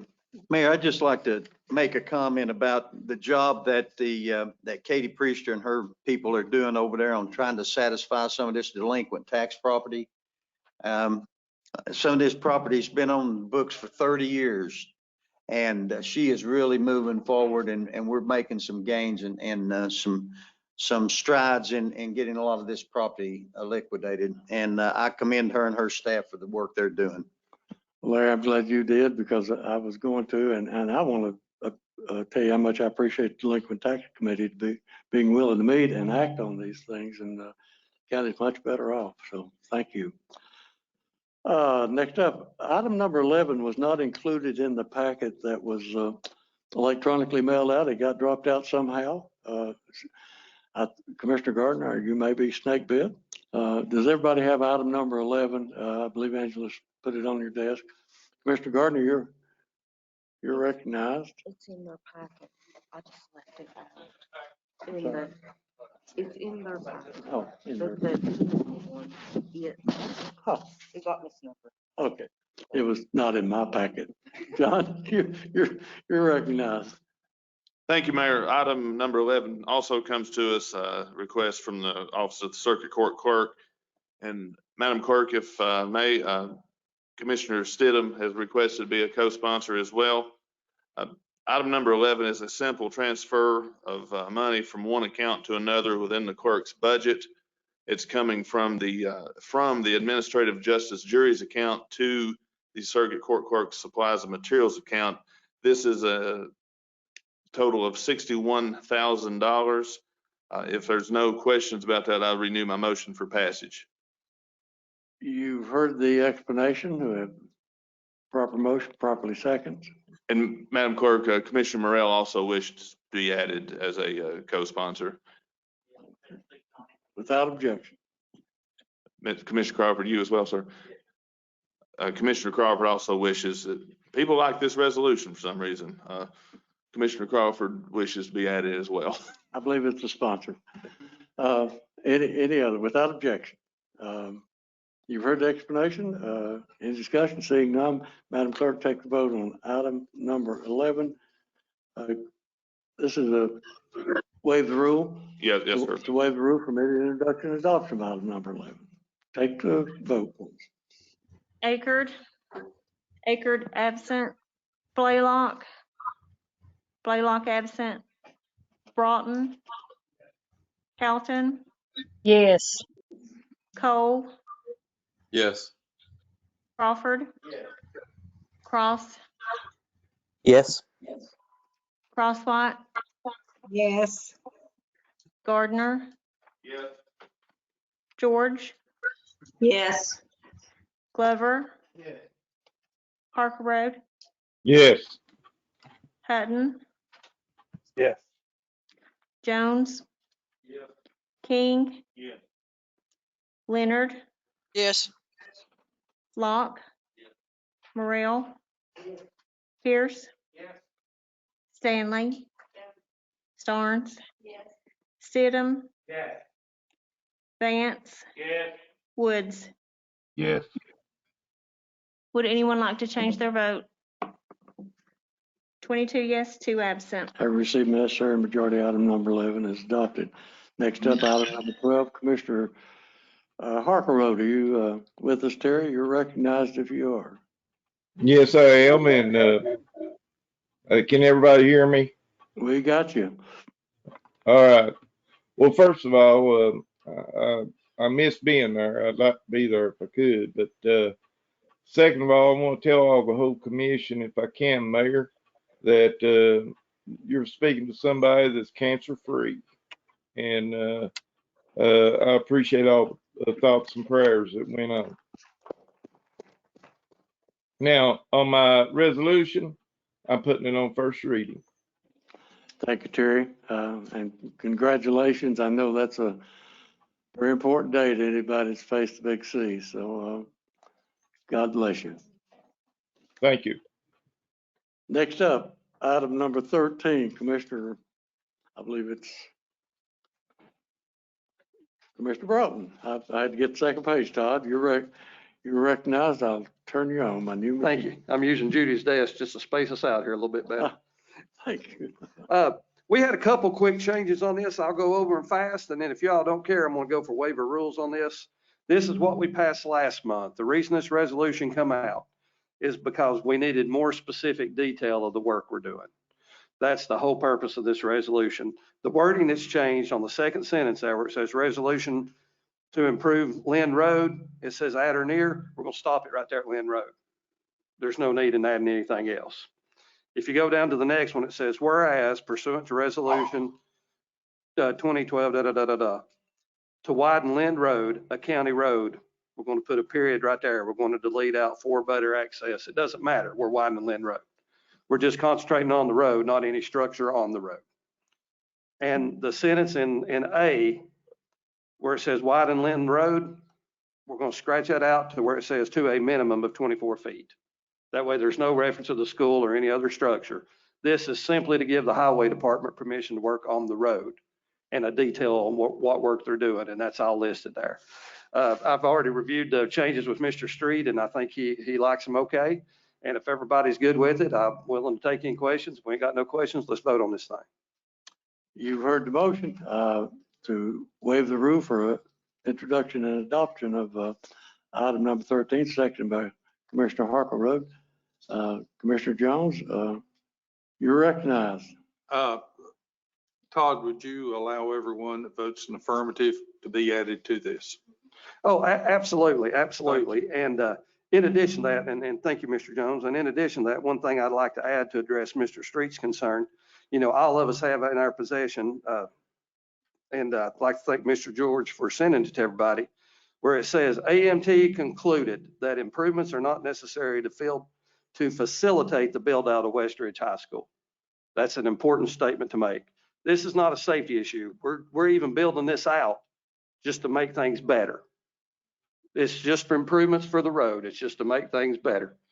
Even according to the safety study and the folks from the city that were nice enough to comment, this is not a safety issue. This is just a way to help folks out. That's all we're trying to do, is make the traffic a little better. I'd be glad to answer any other questions. Without objection, all those voting in the affirmative will be shown as That's awesome. co-sponsors. Any questions for the sponsor? Like to thank everybody that's worked on this, Todd. Oh, the highway department and Mr. Street and a lot of people put a lot of time in this. Thank y'all for everything you did to help us with this. Okay, I think we're ready to vote. Madam Clerk, would you take the vote on item number 13, suspending the rules for immediate introduction? Akerd, absent. Blaylock absent. Broughton, Yes. Calton, Yes. Cole, Yes. Crawford, Cross, Yes. Crosswhite, Yes. Gardner, George, Yes. Glover, Harker Road, Yes.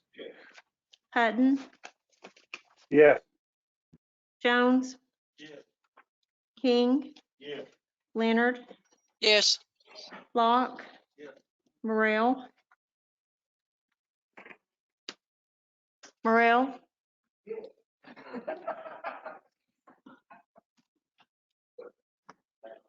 votes yes. He did. Pierce, Stanley, Starnes, Stidham, Vance, Woods. Yes. That was a yes? Woods, Yes. would anyone like to change their vote? 22 yes, 2 absent. Have received necessary majority. Item 13 is adopted. That completes the resolution agenda. I believe that I have. And before we adjourn, I'd like to ask Mr. Bailey if he has anything that he needs to share with the commission or information. Okay.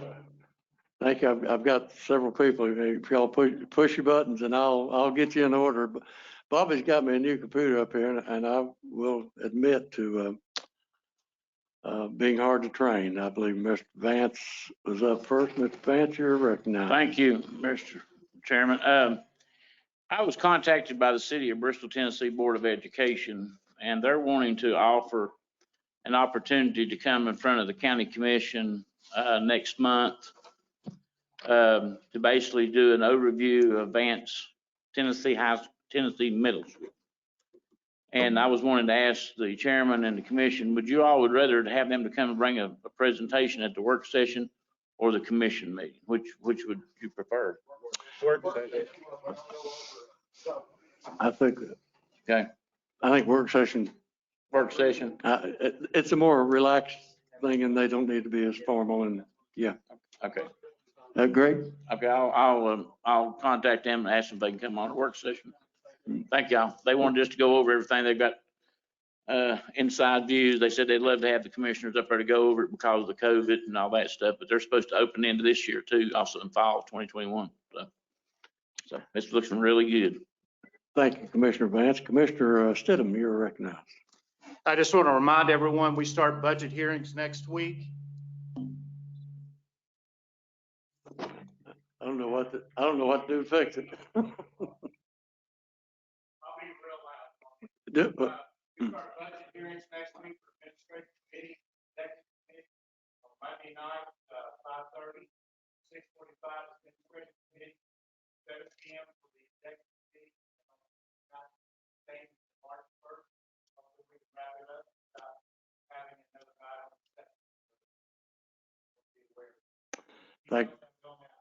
Thank you, Gary. Commissioner Glover, you're recognized. Thank you, Mr. Chairman. At this time, tomorrow morning at 9 o'clock, the Finance Committee will be meeting again. But I would like to take time and recognize Larry to give the commission a kind of an update on what we've been doing on the Finance Committee so far, some of the things that's been happening and moving forward. So Larry, if you would kind of give the commission an update of where we're at right now and some of the things we've been doing. We have had a few meetings and elected officers, the chair and vice chair, which Mr. Glover is the chairman, and they elected someone I don't know as vice chairman, so I won't mention the name. And we've discussed what an implementation plan is, and with Dr. Cox primarily, it's a matter of working with him and what he feels is a reasonable way to bring the positions that the school department has in their business office into the central accounting office and treat those people fairly and equitably. We've worked to strive to do that. And I think he and I had a discussion earlier today that I think we've reached an accord as to the best way to do this, continuing to work forward into making sure everyone is treated fairly and that we end up with a good staff, whether it be from people that come over from his office. Some of those people may have chosen they want to take another position with the school department, but then we'll be hiring people to replace those people that will work alongside of his people up there now. And when time comes to consolidate should be prepared with a reasonable staff to go forward at that time.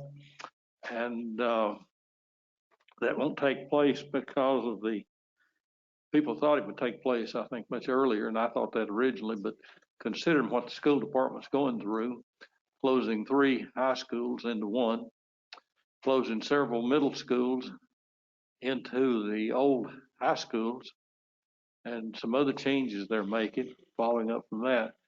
It's in COVID, always throw that into everything we got, but it's not in the simplest world to make a transition and consolidate when they've got so many people that's going to be reassigned and moving in different locations of different schools. And so we've got a target date of sometime this fall, probably October is the earliest date. We feel like the schools can kind of get settled down to move forward and go from there. It may not be October, it could be a month or 2 later easily, but we don't want to get into the midst of the schools changing, reassigning, location of teachers and everything. I don't think that's fair to anyone involved, but we want it to go smooth whenever it does take place. And that will be sometime this fall. Any questions? Larry, thank you.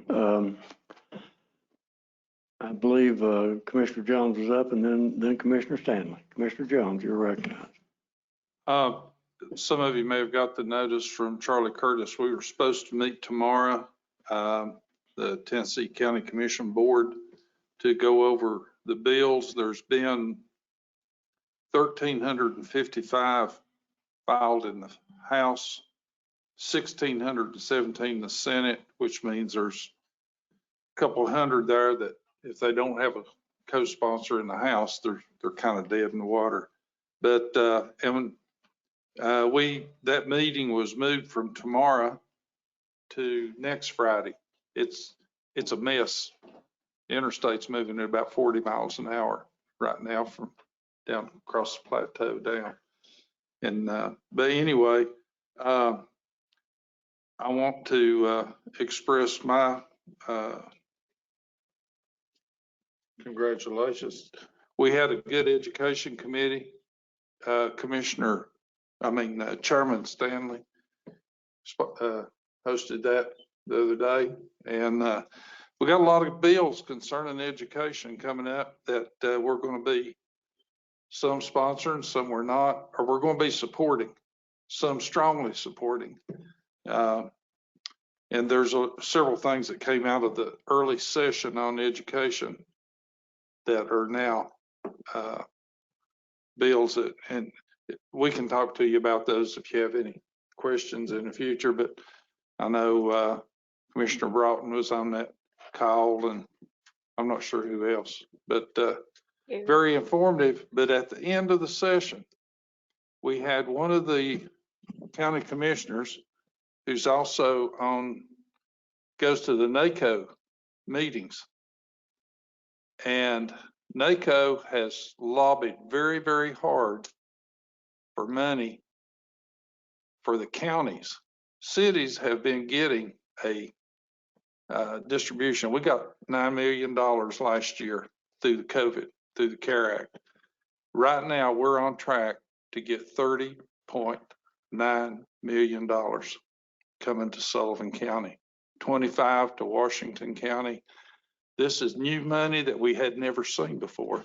We don't know what strings are attached to it, but that's a big chunk of money that we're going to be getting that was announced at this education meeting. So, Larry, some more accounting for you to deal with over there. But I wanted to let the full commission know that this is in the pipeline. So, is that a bill that's been passed or an executive order? It is from the Department of Treasury through the distribution of funds. What has happened, and we weren't aware of this, or I wasn't until I read through some material, counties could have applied individually for this money. But if you didn't know about it, you couldn't apply for it. So NACO has gone out and lobbied for every county in the United States, and every county is going to get a new distribution through the CARE Act of money that's just been sitting out there. And that was pretty exciting piece of information to learn. This kind of be a nice place to be around. We get a $30 million present. Oh, yeah, schools will be getting 9 million in March. That's Is that another, in the governor's budget? Federal CARES. yeah. And we'll be getting what, 1.7 in Sullivan County. That's in the Through the state budget. governor's budget. Yeah. So, you know, it's hallelujah, we're getting it. Well, That's all I can say. Let's hope the General Assembly leaves the Yes. budget alone then. Well, the money's there. It's just that it's kind of goes along with 1,400, I guess. That gets above my pay grade. Commissioner Stanley, you're recognized. Thank you, Chairman. Well, he stole all of my things I was going to okay. say. So, but another question, does the audit committee need to meet since we got the audit findings back? Yes, ma'am. We've trying to schedule a time to get with our education department. Okay. We had hoped to meet tomorrow, but they had conflicts, and so yeah, we do need to meet. And I believe, Larry, they said possibly this week, next week. I've got certain dates from the auditors. They could be here. I've had Angela check with Dr. Cox in particular and the sheriff as to when those dates could mesh with their schedules. Okay. So we're trying to put it together as to there's certain dates that people have a problem with. It's trying to pull the group together because we need to have the representatives of each department that had audit findings there. Okay. And that's 3 different departments. And I would like everybody to know too, if you all see any education bills, let me know if you strongly support something or if you oppose something, and I can take it back to the Tennessee County Service Association, where I chair the education committee for that. And we're supposed to have another meeting here in a few weeks. So if y'all have any bills that you're interested in, just let me know. Thank you, Commissioner. I see the board being empty, so I will entertain a motion to adjourn. Have a motion? Second, we're adjourned. Before you go, let me thank each of those of you that spoke tonight. I think we're better off for it. I'll take my share of blame. Apologize publicly to anybody that I've insulted. So thank you.